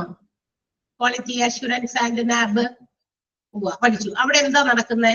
എന്താണ് ക്വാളിറ്റി അഷ്വർ ചെയ്യുക എന്ന് പറഞ്ഞാൽ? എന്ത് ക്വാളിറ്റിയാ? ഒരു ഹോസ്പിറ്റലാകുമ്പോൾ അവിടെ എന്തിന്റെ ക്വാളിറ്റിയാണ് പരിശോധിക്കേണ്ടത്? തീർച്ചയായിട്ടും എന്താണ് ഏറ്റവും നന്നായി പരിശോധിക്കേണ്ട ക്വാളിറ്റി ഏതാണെന്നറിയോ? The quality services provided to the patients. തീർച്ചയായിട്ടും അവിടെ വരുന്ന പേഷ്യൻസിന് കൊടുക്കുന്ന സേവനത്തിന്റെ ഗുണമാണ്. അവർക്ക് എങ്ങനെയുള്ള ട്രീറ്റ്മെന്റുകൾ കൊടുക്കുന്നു, നല്ല രീതിയിലുള്ള ട്രീറ്റ്മെന്റുകൾ കൊടുക്കണം. അവിടുത്തെ എക്യുപ്മെന്റുകൾ നല്ലതായിരിക്കണം. അല്ലാതെ മെഷീൻസ് ഒക്കെ എന്താ പറയാ പണ്ട് പരശുരാമന്റെ കാലത്ത് വാങ്ങിച്ച മെഷീനൊക്കെ തന്നെ ഇപ്പോഴും റബ്ബർ ബാൻഡ് വലിച്ചിട്ട് എന്ത് ചെയ്യുന്നു, പ്രവർത്തിപ്പിച്ചുകൊണ്ടിരിക്കുന്നു. പേഷ്യൻസിന് വേണ്ടത്ത രീതിയിലുള്ള നല്ല ക്വാളിറ്റി സർവീസസ് പ്രൊവൈഡ് ചെയ്യാൻ പറ്റുന്നില്ല അല്ലെ. അപ്പൊ അങ്ങനെ വരരുത്. നല്ല രീതിയിലുള്ള സർവീസസ് പ്രൊവൈഡ് ചെയ്യുമ്പോഴാണ് ആര് സാറ്റിസ്ഫൈ ആകുള്ളൂ, പേഷ്യൻസും പേഷ്യൻസിന്റെ കൂടെ വരുന്നവരൊക്കെ സാറ്റിസ്ഫൈഡ് ആകുള്ളൂ. അത് മാത്രമല്ല, ആ ഒരു കാര്യമാണ് ഒരു ഹോസ്പിറ്റൽസിനെ മറ്റു ഹോസ്പിറ്റൽസിൽ നിന്നും വേർതിരിക്കുന്ന രീതിയിലുള്ള ഗുഡ് വില്ലിലേക്ക് എത്താൻ പറ്റുള്ളൂ അല്ലെ, സെൽഫ് പേര് നേടാൻ പറ്റുള്ളൂ. അപ്പൊ തീർച്ചയായിട്ടും ആ ക്വാളിറ്റി മെയിൻറ്റെയിൻ ചെയ്യുക. അപ്പൊ ഈ ക്വാളിറ്റി അഷുറൻസ് അല്ലെങ്കിൽ നാബ് പ്രകാരം ക്വാളിറ്റി അഷ്യൂർ ചെയ്ത് അതിനുള്ള അക്രഡിറ്റേഷൻ ഒക്കെ കൊടുക്കണം അല്ലെ. എത്രത്തോളം നിനക്ക് ഇന്ന റാങ്ക് ആണ്, ഓരോന്നിനെയും നമ്മൾ റാങ്ക് ചെയ്യും. നമ്മുടെ ചുറ്റുവട്ടത്തുള്ള ഇത് ഇന്ന ഹോസ്പിറ്റലാണ് ദ ബെസ്റ്റ് എന്ന് നമുക്ക് പറയാൻ പറ്റണം. ഫസ്റ്റ് റാങ്ക് നമ്മൾ അതിന് കൊടുക്കും. കാരണം അവിടുത്തെ ട്രീറ്റ്മെന്റുകൾ നല്ലതാണ്, ബെസ്റ്റ് ആണ്. അവിടുത്തെ കസ്റ്റമേഴ്സിന്, അതായത് പേഷ്യൻസിനോടുള്ള പെരുമാറ്റം നല്ലതാണ്. അവിടെ വളരെ നീറ്റ് ആൻഡ് ക്ലീൻ ആണ്. അവിടുത്തെ അറ്റ്മോസ്ഫിയറും മറ്റു കാര്യങ്ങളൊക്കെ നമുക്ക് ചെന്ന് കഴിഞ്ഞാൽ വളരെ പ്ലീസിങ് ആണ്. അവിടെ ഡോക്ടേഴ്സ് ആയാലും വളരെ സ്കിൽഡ് എഫിഷ്യന്റ് ആയിട്ടുള്ള ഡോക്ടേഴ്സ് ആണ്. അവരുടെ മെഷീൻസ് ഒക്കെ വളരെ എന്താ പറയാ ന്യൂ, അതായത് പുതിയ പുതിയ ടെക്നോളജി ഉപയോഗിച്ചിട്ടുള്ള മെഷീൻസ് ആണ്. ഇതൊക്കെ കാണുമ്പോഴും കേൾക്കുമ്പോഴൊക്കെ ആളുകൾക്ക് ഭയങ്കര സാറ്റിസ്ഫൈഡ് ആകും അല്ലെ. അതനുസരിച്ചിട്ടാണ് അക്രഡിറ്റേഷൻ കൊടുക്കുക, ഇതിന് റാങ്ക് കൊടുക്കുക. ഇത് ഒന്നാമത്തെ പട്ടികയിൽ പെടുത്താം. കാരണം you are the best among ഈ പറയുന്ന ഹോസ്പിറ്റൽസിലൊക്കെ ഏറ്റവും നിങ്ങളാണ് ബെസ്റ്റ്, അങ്ങനെയല്ലേ. അപ്പൊ അതൊക്കെ കൊടുക്കണമെങ്കിൽ ഈ പറയുന്ന ഓഡിറ്റിങ്ങും അതിനകത്ത് ഉൾപ്പെടുന്ന ഒരു കാര്യമാണ്. എന്ന് വെച്ചാൽ നല്ല രീതിയിലുള്ള കൃത്യമായ സുതാര്യമായ അല്ലെ, ക്രിസ്റ്റൽ ക്ലിയർ ആയിട്ടുള്ള വളരെ ക്ലിയർ ആയിട്ടുള്ള ഒരു എന്താ പറയാ കണക്കുകളും മറ്റു കാര്യങ്ങളും ഒക്കെ അവിടെ ഉണ്ടായിരിക്കും. അപ്പൊ കണക്കുകൾ എല്ലാത്തിനെയും കുറിച്ചിട്ടാണ്, എല്ലാത്തിനും വരും. അതിനകത്ത് ഡാറ്റാസ് വരും, ഡോക്യുമെന്റുകൾ വരും, റിസോഴ്സസ് വരും, പേഷ്യൻസ് കൊടുക്കുന്ന ക്വാളിറ്റി സർവീസ് വരും, ഇതെല്ലാം വരും. അപ്പൊ അതൊക്കെ ഉപയോഗിച്ചിട്ട് അതിനെയൊക്കെ വിലയിരുത്തലാണ് ഓഡിറ്റിംഗ് എന്ന് ഉദ്ദേശിക്കുന്നത് ഹോസ്പിറ്റൽസിനകത്ത്. ഓക്കെ, ക്ലിയർ ആയോ? ആദ്യത്തെ പാരഗ്രാഫ് മനസ്സിലായോ? ഡെഫിനിഷൻ, ആ ഡെഫിനിഷൻ ഒന്ന് അണ്ടർലൈൻ ചെയ്തേക്കാം. 2 സെന്റൻസ് ആയിട്ട് കൊടുത്തിട്ടുണ്ട്, രണ്ടും ഇമ്പോർട്ടന്റ് ആണ്. ഒന്ന് അണ്ടർലൈൻ ചെയ്തേക്കാം. ഓഡിറ്റ് പഠിക്കോ? അടുത്തത് audit. It is A health care process. അതായത് നമ്മുടെ ഹെൽത്ത് പ്രൊഫഷണൽസ്, ആരോഗ്യ മേഖലയിലെ പ്രധാനപ്പെട്ട വിദഗ്ധരായിട്ടുള്ള ആളുകള് they have to estimate, evaluate and also refine care of patients. ഓരോ പേഷ്യൻസിനും കൊടുക്കുന്ന സർവീസസ് അതിനെ വിലയിരുത്തുക, അതിനുള്ള ഒരു എസ്റ്റിമേറ്റ് ഉണ്ടാക്കുക. മാത്രമല്ല അവരെ റിഫൈൻ കെയർ കൊടുക്കുക. റിഫൈൻ എന്ന് പറഞ്ഞുള്ള നല്ല ശുദ്ധമായിട്ടുള്ള റിഫൈൻഡ് ആയിട്ടുള്ള ഒരു കെയറിങ് കൊടുക്കുക. അതെങ്ങനെ കൊടുക്കും? ഒരു സിസ്റ്റമാറ്റിക് വേയില്. അതാണ് ഒരു ഹെൽത്ത് കെയർ പ്രോസസ് എന്ന് പറയുന്നത്. ഒരു ഹെൽത്ത് കെയറിനകത്ത് നടക്കുന്ന കാര്യങ്ങൾ ഇങ്ങനെയൊക്കെയാണ് നടക്കേണ്ടത്. ഓഡിറ്റ് എന്താണ് അതിനകത്ത് ചെയ്യുന്നത്? Calculate the current practice against the defined or standard. നമ്മൾ ഒരു സ്റ്റാൻഡേർഡ്, ഞാൻ നേരത്തെ പറഞ്ഞ ഒരു നിലവാരം ഉണ്ടാക്കി വെച്ചിട്ടുണ്ട്. അത് ഇങ്ങനെയുള്ള ക്വാളിറ്റി സർവീസ് ആണ് നമ്മൾ പ്രൊവൈഡ് ചെയ്യേണ്ടതെന്ന് പറഞ്ഞിട്ട് നമ്മളൊരു സ്റ്റാൻഡേർഡ് മെയിൻറ്റെയിൻ ചെയ്ത് വെച്ചിട്ടുണ്ടാവും. So up to that standard എങ്കിൽ നമ്മൾ റീച്ച് ചെയ്യണം. നമ്മൾ കൊടുക്കാൻ ഉദ്ദേശിച്ചത് ഇത്രയുമാണ്, ഈ ഒരു ലെവലിലാണ്. അപ്പൊ ആ ലെവലിലേക്ക് എത്താനായിട്ട് എല്ലാ ടീമും തയ്യാറാകണം. ഹോസ്പിറ്റൽസിനകത്തുള്ള എല്ലാവരും ഒരുപോലെ പ്രവർത്തിച്ചാലേ നമ്മൾ ഉദ്ദേശിച്ച സ്റ്റാൻഡേർഡിലേക്ക് എത്താൻ പറ്റുള്ളൂ. ആ സ്റ്റാൻഡേർഡ് നമ്മൾ കീപ്പ് ചെയ്തതിന് ശേഷം what is it's present practice, ഈ കറന്റ് പ്രാക്ടീസ്, ഇപ്പോഴുള്ള നിലവാരം എന്താണ് എന്നുള്ളതൊക്കെ ഇവാലുവേറ്റ് ചെയ്യുക. അത് കാൽക്കുലേറ്റ് ചെയ്യുകയും ചെയ്യുന്നുണ്ട് ഇതില് ഓഡിറ്റിംഗില്. അതിനകത്ത് ക്ലിനിക്കൽ ഗവേണൻസ്, അതായത് ഹോസ്പിറ്റലിലെ ട്രീറ്റ്മെന്റ് സംബന്ധമായിട്ടുള്ള കാര്യങ്ങള്, which also safeguard the high quality of clinical care for patients. പേഷ്യൻസിന് കൊടുക്കുന്ന കെയറിങ് അതിനെ സേഫ് ഗാർഡ് ചെയ്യുക എന്ന് വെച്ചാൽ അതിനെ സംരക്ഷിക്കുക. ആ സംരക്ഷണത്തില് അവർക്ക് കൊടുക്കുന്ന പേഷ്യൻസിന് കൊടുക്കുന്ന ട്രീറ്റ്മെന്റും കൂടി അതിനകത്ത് ഉൾപ്പെടുന്നുണ്ട്. അതൊരു സ്റ്റാൻഡേർഡ് കീപ്പ് ചെയ്തിട്ട് അതുവരെയുള്ള ആ സ്റ്റാൻഡേർഡിലേക്ക് എത്തിക്കാൻ പറ്റുന്ന രീതിയിലുള്ള ക്വാളിറ്റി ട്രീറ്റ്മെന്റ് ആണ് പേഷ്യൻസിന് കൊടുക്കുന്നത്. അതാണ് ഇവിടെ ഓഡിറ്റിംഗിൽ ഉദ്ദേശിക്കുന്നത്. ഞാനിപ്പോ ഇത്രയും ഞാൻ ഇങ്ങനെ ഒരു കാര്യം സെറ്റ് ചെയ്ത് വെച്ചിരിക്കുന്നു. So I have to reach that particular level. ആ സ്റ്റാൻഡേർഡിലേക്ക് എനിക്ക് എത്താൻ പറ്റണം. അപ്പോഴാണ് നമ്മൾ സക്സസ് ആകുക. ആ സക്സസ് ഓവറോൾ എല്ലാത്തിന്റെയും കൂടി സക്സസ് ആണ്. അപ്പൊ ഹോസ്പിറ്റൽസിൽ കൊടുക്കുന്ന ട്രീറ്റ്മെന്റിനെ കുറിച്ചിട്ട് ഇവർക്ക് ഒരു എയിം ഉണ്ട്. ഇങ്ങനെയാണ് ആളുകളിൽ നിന്ന് അതെങ്ങനെ ഈ പറയുന്ന അവര് സ്റ്റാൻഡേർഡിലേക്ക് എത്തിയെന്ന് മനസ്സിലാക്കുക. കുറെയൊക്കെ പേഷ്യൻസിന്റെ ഇൻകമിങ് തന്നെയാണ്. നമ്മുടെ ഹോസ്പിറ്റൽസിലേക്ക് കൂടുതൽ പേഷ്യൻസ് വരുന്നുണ്ടെങ്കിൽ തീർച്ചയായും we have reached the standard level, അല്ലെങ്കിൽ അബൌവ് ദ സ്റ്റാൻഡേർഡ് ലെവലിലേക്ക് നമ്മൾ എത്തിയെന്ന് മനസ്സിലാക്കാം. കൂടുതൽ പേഷ്യൻസ് നമ്മുടെ ഹോസ്പിറ്റൽസിലേക്ക് വന്നിട്ടുണ്ടെങ്കിൽ ഒരെണ്ണം തിരിഞ്ഞു നോക്കുന്നില്ലെങ്കിലോ that means it is a negative impact നമുക്ക് പറയാൻ പറ്റും. കാരണം എന്ന് വെച്ചാൽ അവിടെ നമ്മൾ ഉദ്ദേശിച്ച ആ സ്റ്റാൻഡേർഡിലേക്ക് എത്താൻ നമുക്ക് നമ്മുടെ ടീമിന് സാധിക്കുന്നില്ല. അപ്പൊ അതൊക്കെ എത്രത്തോളം ഉണ്ട് എന്ന് വിലയിരുത്തൽ തന്നെയാണ്. ഇതിന്റെയൊക്കെ വിലയിരുത്തലാണ് ഈ ഓഡിറ്റ്. മനസ്സിലായോ എന്താന്ന്? ഓഡിറ്റിംഗ് എന്താണെന്ന് മനസ്സിലായോ? ഓഡിറ്റിംഗ് എന്ന് പറയുമ്പോൾ നമ്മൾ സാധാരണ കണക്ക് പുസ്തകങ്ങൾ മറിച്ച് നോക്കിയിട്ട് കണക്കുകളൊക്കെ ശരിയാണോ നോക്കുന്നതാണ് എന്ന് നിങ്ങൾ വിചാരിക്കും. ഇവിടെ ഹോസ്പിറ്റൽസിലെ ഓഡിറ്റിംഗ് ഇതിനകത്ത് എല്ലാം പെടും. ഫിനാൻഷ്യൽ ആയിട്ടുള്ള കാര്യങ്ങളുടെ കണക്കുകളുണ്ട്, അതും ഓഡിറ്റ് ചെയ്യപ്പെടണം. ക്വാളിറ്റി സർവീസസ് പ്രൊവൈഡ് ചെയ്യുന്നുണ്ടോ എന്നുള്ളത് അവരുടെ സ്റ്റാൻഡേർഡിനെ ബേസ് ചെയ്ത് നോക്കണം. സ്റ്റാൻഡേർഡ് കീപ്പ് ചെയ്തിട്ട് അതിനെ ബേസ് ചെയ്ത് whether they are providing the standardised treatment, അവർ കൊടുക്കുന്ന ആ സ്റ്റാൻഡേർഡ് നിലവാരത്തിലുള്ള ട്രീറ്റ്മെന്റുകൾ പ്രൊവൈഡ് ചെയ്യുന്നുണ്ടോ, അല്ലെങ്കിൽ അതിന് എബവ് ആണെങ്കിൽ വളരെ ഗുഡ് അല്ലെ, വെരി ഗുഡ്, വെരി ബെസ്റ്റ് എന്നൊക്കെ നമുക്ക് പറയാം. അതേസമയം അവിടേക്ക് എത്താൻ പറ്റുന്നില്ലെങ്കിൽ സാറ്റിസ്ഫാക്ടറി, കുഴപ്പമില്ല നമ്മൾ പറയില്ലേ, ചിലപ്പോഴൊക്കെ നമ്മൾ ഉപയോഗിക്കുന്ന ഒരു വേർഡാണ്, കൂടുതലും ഉപയോഗിക്കുന്ന ഒരു വേർഡാണ് കുഴപ്പമില്ല, അങ്ങനെ എങ്ങനെയൊക്കെ പോകുന്നു, സുഖമാണോ, കുഴപ്പമൊന്നുമില്ല എന്നാണ്. വളരെ സുഖമാണ്, I am very happy every time എന്ന് പറയുന്നത് ആരെങ്കിലും കേട്ടിട്ടുണ്ടോ? അങ്ങനെ കേൾക്കൂല നമ്മൾ. ഓക്കെ, അപ്പൊ അതൊക്കെയാണ് ഓഡിറ്റ് എന്ന് പറയുന്നത്. ക്ലിയർ ആയോ? എന്താണ് ഓഡിറ്റ് എന്ന 2 പാരഗ്രാഫ്, ഈ പറഞ്ഞേക്കുന്ന ഒന്നാമത്തെ പാരഗ്രാഫ് അണ്ടർലൈൻ ചെയ്യാൻ പറഞ്ഞിരുന്നു, രണ്ടാമത്തേത് കുഴപ്പമില്ല വേണ്ട. മനസ്സിലായ? എന്നിട്ട് അടുത്തേക്ക് പോകണല്ലോ. ഒന്ന് എന്തെങ്കിലും പറയും, യെസ് ഓർ നോ എന്ന് പറ. എസ് ഇല്ല ഇവിടെ, നോയും ഇല്ലെന്ന് തോന്നുന്നു. ഓക്കെ ഓക്കെ, ഇനി വൈ ഓഡിറ്റ്, എന്തിനാണ് ഇങ്ങനെ വിലയിരുത്തൽ നടത്തേണ്ടത്? ഇങ്ങനെയുള്ള ഒരു അസസ്മെന്റ്, സിസ്റ്റമാറ്റിക് അസസ്മെന്റ് അല്ലെങ്കിൽ ഒരു ക്രിട്ടിക്കൽ അസസ്മെന്റ്, വിമർശനാത്മകമായിട്ടുള്ള ഒരു അസസ്മെന്റ് നടത്തേണ്ടതിന്റെ ആവശ്യകത എന്താണ്? അതാണ് വൈ ഓഡിറ്റ് ചോദിച്ചിട്ടാണ് കേട്ടോ. എന്തിനു വേണ്ടിയിട്ടാണ് ഈ ഓഡിറ്റിംഗ് നടത്തുന്നത്? സസ്റ്റെയിൻ ഡാറ്റ ക്വാളിറ്റി, എല്ലാ ഡാറ്റാസിന്റെയും ക്വാളിറ്റി നിലനിർത്തുക എന്നുള്ളതാണ് ഒന്നാമത്തെ കാര്യം. അതായത് ഓഡിറ്റിങ്ങിലൂടെ നമ്മൾ എപ്പോഴും എന്തെങ്കിലുമൊക്കെ വിലയിരുത്തലുകൾ നടത്തിക്കൊണ്ടിരുന്നാൽ മാത്രമേ നമ്മൾ കീപ്പ് ചെയ്ത സ്റ്റാൻഡേർഡിൽ നമുക്ക് നിൽക്കാൻ പറ്റുള്ളൂ. വിലയിരുത്തലുകൾ ഇല്ല എങ്കിൽ തീർച്ചയായിട്ടും എല്ലാവരും താഴേക്കേ പോകുള്ളൂ. ആരുമില്ല നോക്കാനും അന്വേഷിക്കാനും, ആരും നമ്മളെ വിലയിരുത്തുന്നില്ല അല്ലെ. വിലയിരുത്തലുകൾ നടത്തണം, അതിന് ഒരു റാങ്ക് കിട്ടണം. ആ റാങ്കിങ്ങിലൂടെ നമുക്ക് കൂടുതൽ കൂടുതൽ മുകളിലേക്ക് കയറാൻ പറ്റും അല്ലെ. കൂടുതൽ നമ്മൾ അതിലും ബെറ്റർ ആക്കാനാണ് നോക്കുക. അതേസമയം നമുക്ക് ആരും വലിയ പദവി തരുന്നില്ല, ആരും നമ്മളെ അത്ര വലിയ കാര്യമായിട്ട് നമ്മളെ വിലയിരുത്തുന്നില്ല. അങ്ങനെയാണെങ്കിൽ എന്ത് പറ്റും? അത് അങ്ങനെ തന്നെ കിടക്കും. ചിലർ താഴേക്ക് ഡൗൺ ആയിട്ട് പോവുകയും ചെയ്യും. അപ്പൊ ക്വാളിറ്റി അഷുറൻസ് കൊടുക്കണമെങ്കിൽ, അല്ലെങ്കിൽ നമ്മൾ കൊടുക്കുന്ന ട്രീറ്റ്മെന്റ് ക്വാളിഫൈഡ് ആയിട്ടുള്ളതാണ് എന്ന് ഉറപ്പ് കൊടുക്കണമെങ്കിൽ അതൊക്കെ വിലയിരുത്തി മനസ്സിലാക്കാനേ പറ്റുള്ളൂ. അല്ലാതെ ഓരോ പേഷ്യൻസിനെ വിളിച്ചിട്ട് നമുക്ക് ചോദിക്കാൻ പറ്റില്ല അല്ലെ. പിന്നെ മാത്രമല്ല, പേഷ്യൻസിന് അങ്ങനെയുള്ള കാര്യങ്ങൾ ഷെയർ ചെയ്യാനുള്ള ചില കാര്യങ്ങൾ നമ്മൾ ഹോസ്പിറ്റൽസിൽ നമ്മളിപ്പോ അറേഞ്ച് ചെയ്യുന്നുണ്ട്. എല്ലാ ഹോസ്പിറ്റൽസിലും അവർക്ക് വേണ്ടിയിട്ട് എന്തെങ്കിലും അവരുടെ കമന്റുകളൊക്കെ രേഖപ്പെടുത്താനുള്ള ബുക്കുകളായിട്ടോ മറ്റു രീതിയിലൊക്കെ പ്രൊവൈഡ് ചെയ്യാൻ വേണ്ടിയിട്ടുള്ള കാര്യങ്ങൾ അവിടെ ഇന്ന് സജ്ജീകരിച്ചിട്ടുണ്ട്. അപ്പൊ അതിലൂടെയും മാത്രമല്ല, അത് ട്രീറ്റ്മെന്റിന്റെ കാര്യങ്ങൾ, മറ്റു കാര്യങ്ങളിൽ അസസ് ചെയ്യണമെങ്കിൽ ആ രീതിയിൽ എങ്ങനെയാണോ അതൊക്കെ വിലയിരുത്തുമ്പോൾ ഓരോ ഡാറ്റാസും കൃത്യമായിട്ട് അതിന്റെ ക്വാളിറ്റി നിലനിർത്താനായിട്ട് ശ്രദ്ധിക്കും. അപ്പൊ അത് ഓഡിറ്റിങ്ങിന്റെ ഒരു ഭാഗമാണ്. പിന്നെ defend reputation of staff, organiser and hospital. ഹോസ്പിറ്റലിന്റെ സ്റ്റാഫ് അല്ലെങ്കിൽ അതിന്റെ ഓർഗനൈസർ, അതുപോലെ തന്നെ മറ്റു ആളുകൾ എല്ലാം അതിന്റെയൊക്കെ പ്രശസ്തി നിലനിർത്തുക. എന്താ റെപ്യൂട്ടേഷൻ എന്ന് പറഞ്ഞു കഴിഞ്ഞാൽ? പ്രശസ്തി.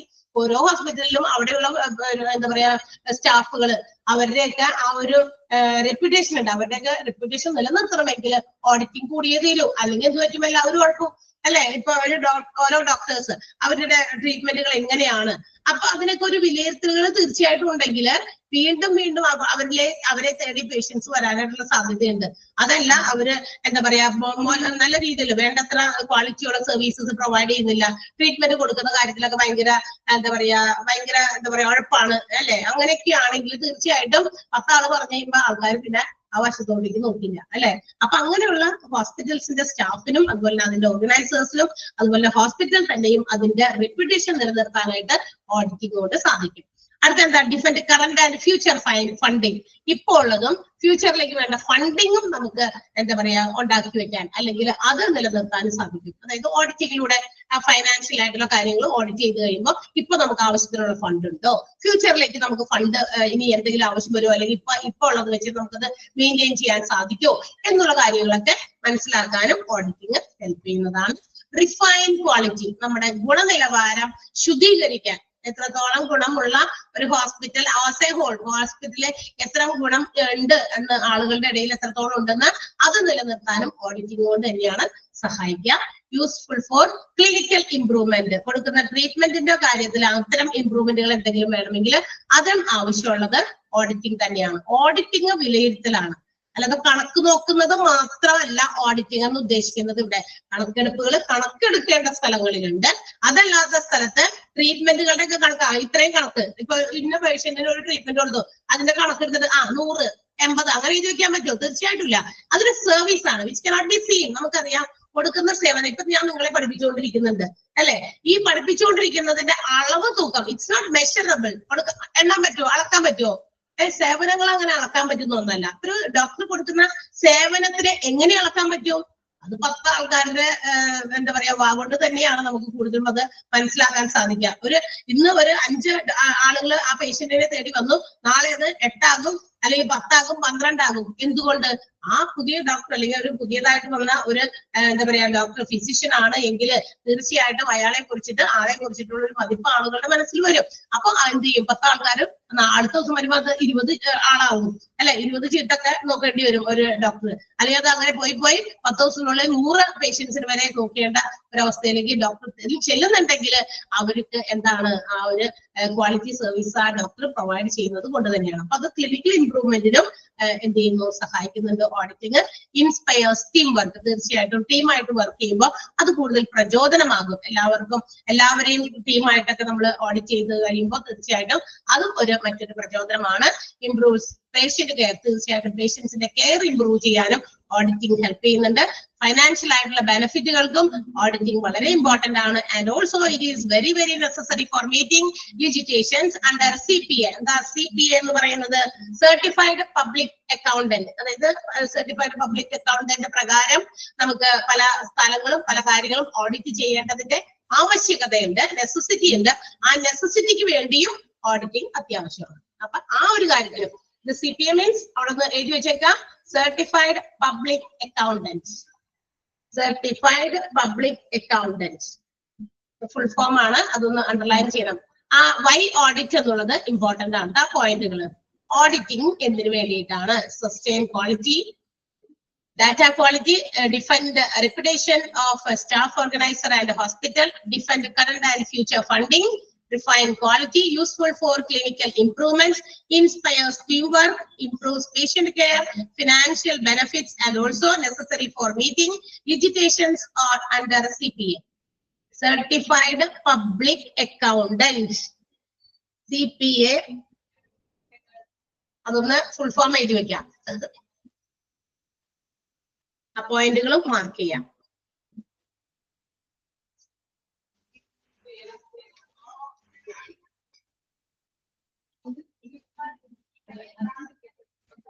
ഓക്കെ, ഇനി ഓഡിറ്റിംഗ് എത്ര രീതിയിലാണ്? ഓഡിറ്റിംഗ് രണ്ട് രീതിയാണ്. Internal audit and external audit. ഏതൊക്കെയാണ്? ഇന്റേണൽ ഓഡിറ്റും എക്സ്റ്റേണൽ ഓഡിറ്റും ഒന്ന് അണ്ടർലൈൻ ചെയ്തേക്കാം. audit may be internal or external. അതൊന്ന് അണ്ടർലൈൻ ചെയ്തേക്കാം. ഇന്റേണൽ ആകാം, എക്സ്റ്റേണൽ ആകാം. എന്താണ് ഇന്റേണൽ ഓഡിറ്റ്? ഇന്റേണൽ എന്ന് പറഞ്ഞാൽ എന്താ വാക്കിന്റെ അർത്ഥം? ഇൻസൈഡ് അല്ലെ? ആന്തരികമായിട്ടുള്ളത്. എക്സ്റ്റേണൽ എന്താ? ഭാഗികമായിട്ടുള്ളത് അല്ലെ? വിത്തിനും ഔട്ട്സൈഡ് ദ ഓർഗനൈസേഷനും ആയിരിക്കും എക്സ്റ്റേണൽ എന്ന് പറയുന്നത്. അപ്പൊ എന്താണ് internal audit? Evaluation to provide guarantee to the organization that its financial and operational controls are adequate. അതായത് ഒരു ഓർഗനൈസേഷനിൽ ഏതെങ്കിലും ഒരു സംരംഭത്തില് അതിന്റെ സാമ്പത്തികപരമായിട്ടുള്ളതും മറ്റ് പ്രവർത്തന കാര്യങ്ങളും എന്താ പറയാ കൺട്രോൾ ചെയ്യുന്ന, ആ കൺട്രോളിങ് ഉറപ്പുവരുത്തുന്ന അല്ലെങ്കിൽ ഗ്യാരണ്ടി കൊടുക്കുന്ന ഒരു എന്താ പറയാ ഇവാലുവേഷൻ, ഒരു വിലയിരുത്തലാണ് ഇന്റേണൽ ഓഡിറ്റ്. എന്ന് വെച്ചാൽ ആന്തരികമായിട്ട് ഉള്ളിലല്ലേ, ഓർഗനൈസേഷന്റെ ഉള്ളിലാണ് ഫൈനാൻഷ്യൽ ആയിട്ടുള്ള കാര്യങ്ങൾ നോക്കേണ്ടത്. അതുപോലെ തന്നെ അതിന്റെ അകത്തുള്ള പ്രവർത്തനങ്ങൾ ഇതെല്ലാം കൃത്യമായ രീതിയിൽ നടക്കുമെന്നുള്ള ഉറപ്പ്, അതൊക്കെ ഉറപ്പ് വരുത്താൻ വേണ്ടി നടത്തുന്ന ഒരു ഇവാലുവേഷൻ. ഫൈനാൻഷ്യൽ കാര്യങ്ങളിൽ ഉറപ്പുണ്ടോ? ആകെ കുത്തഴിഞ്ഞ് കിടക്കുകയാണോ എന്താ പറയാ ആ ഒരു ഡിപ്പാർട്ട്മെന്റ്? ഫൈനാൻസ് ഒക്കെ കൺട്രോൾ ചെയ്ത് പോകുന്ന ആൾക്കാരുടെ കണക്കുകളൊന്നും ശരിയല്ല. അങ്ങനെ വന്നു കഴിഞ്ഞാൽ പോയില്ലേ കാര്യം. അപ്പൊ നമുക്ക് വ്യക്തമായ ഒരു അക്രഡിറ്റേഷൻ കിട്ടുമോ ഹോസ്പിറ്റലിന്? തീർച്ചയായിട്ടും കിട്ടില്ല. കാരണം അവിടെ ഫൈനാൻഷ്യൽ ഓഡിറ്റിംഗ് നടത്തി കഴിഞ്ഞപ്പോ അവിടെ ആകെ കൊളായിട്ട് കിടക്കാണ്. ബാലൻസ് ഷീറ്റ് ഒന്നും ടാലി ആവുന്നില്ല. എന്താണോ എവിടേക്കോ എന്തൊക്കെയോ പ്രശ്നമുണ്ട്, എന്തൊക്കെയോ കാര്യങ്ങൾ നടക്കുന്നുണ്ട്. It's not clear. അതൊരു ക്രിസ്റ്റൽ ക്ലിയർ ആയിട്ടുള്ള ഒരു പിക്ചർ നമുക്ക് തരുന്നില്ല. തീർച്ചയായിട്ടും അവിടെ അക്രഡിറ്റേഷൻ ഒന്നും കിട്ടില്ല. ആൻഡ് ഓൾസോ ഓപ്പറേഷൻസ്, അതായത് ഹോസ്പിറ്റലിനകത്ത് നടക്കുന്ന പല പ്രവർത്തനങ്ങളും നിയന്ത്രിച്ച് തന്നെ കൊണ്ടുപോകണം. അതായത് നിയന്ത്രണത്തിൽ നിന്ന് വിട്ടുപോയി കഴിഞ്ഞു കഴിഞ്ഞാൽ എന്ത് സംഭവിക്കും? അതും ആകെ കുഴഞ്ഞു മറിഞ്ഞു പോകും. അപ്പൊ അതൊന്നും ഇല്ലാതിരിക്കാനായിട്ട് അത്തരം കാര്യങ്ങളൊക്കെ നിയന്ത്രിച്ച് കൊണ്ടുപോകാമെന്നുള്ള ഗ്യാരണ്ടി, ആ ഒരു ഗ്യാരണ്ടി ഇവാലുവേറ്റ് ചെയ്യുക. അത് ഗ്യാരണ്ടി ചെയ്താൽ മാത്രം പോരാ, അത് ഉറപ്പുവരുത്തണം അല്ലെ. അത് ഇവാലുവേറ്റ് ചെയ്യുക, എന്നിട്ട് അത് ശരിയായിട്ട് ചെയ്യുന്നുണ്ടോ, ഈ പറയുന്ന കാര്യങ്ങളൊക്കെ ഗ്യാരണ്ടി ചെയ്ത പോലെ നടക്കുന്നുണ്ടോ എന്നുള്ള കാര്യങ്ങളൊക്കെ ഇവാലുവേറ്റ് ചെയ്യുക. അതിനെയാണ് നമ്മൾ ഇന്റേണൽ ഓഡിറ്റ് എന്ന് വിളിക്കുക. ആ ഒരു സെന്റൻസ് മാത്രം നമ്മൾ മാർക്ക് ചെയ്തേ, അതിന്റെ ആവശ്യമുള്ളൂ. എന്ന് വെച്ചാൽ ഒരു ഓർഗനൈസേഷൻ അത് സെറ്റ് ചെയ്ത് വെച്ചിരിക്കുന്ന പോളിസീസ്, പ്രൊസീജിയേഴ്സ് ഒക്കെ, അത് അതിൻ്റെതായ നയങ്ങളും ഇതൊക്കെ ഉണ്ടല്ലോ, പ്രൊസീജിയേഴ്സ് ഒക്കെ ഉണ്ട്.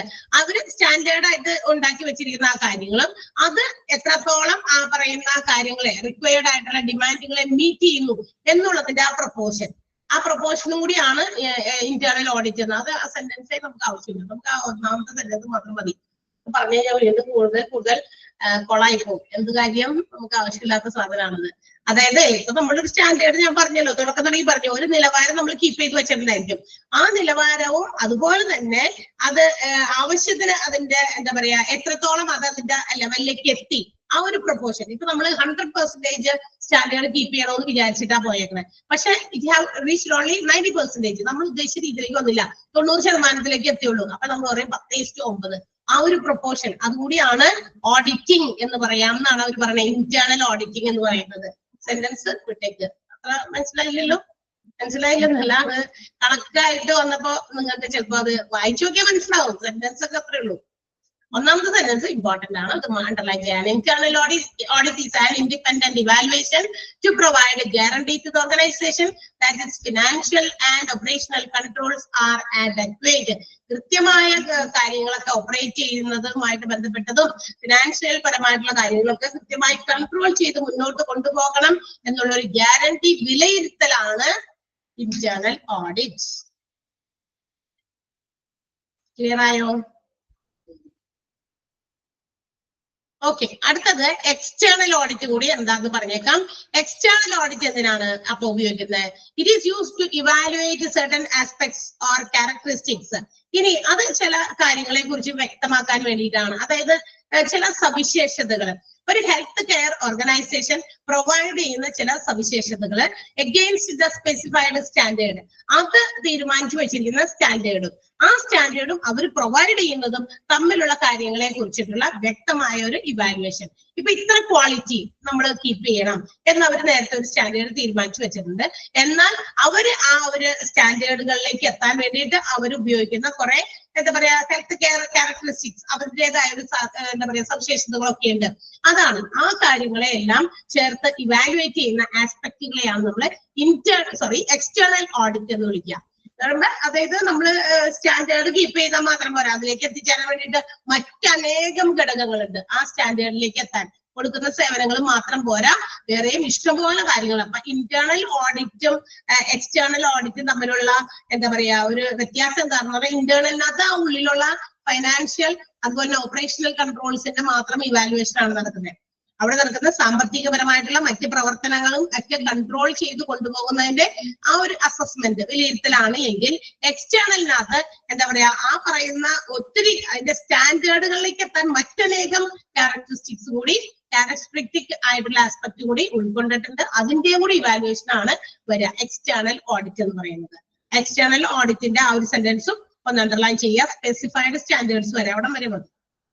External audits are used to evaluate certain aspects of characteristics of a healthcare providing organization against specified standards. അവിടെ വരെ മതി.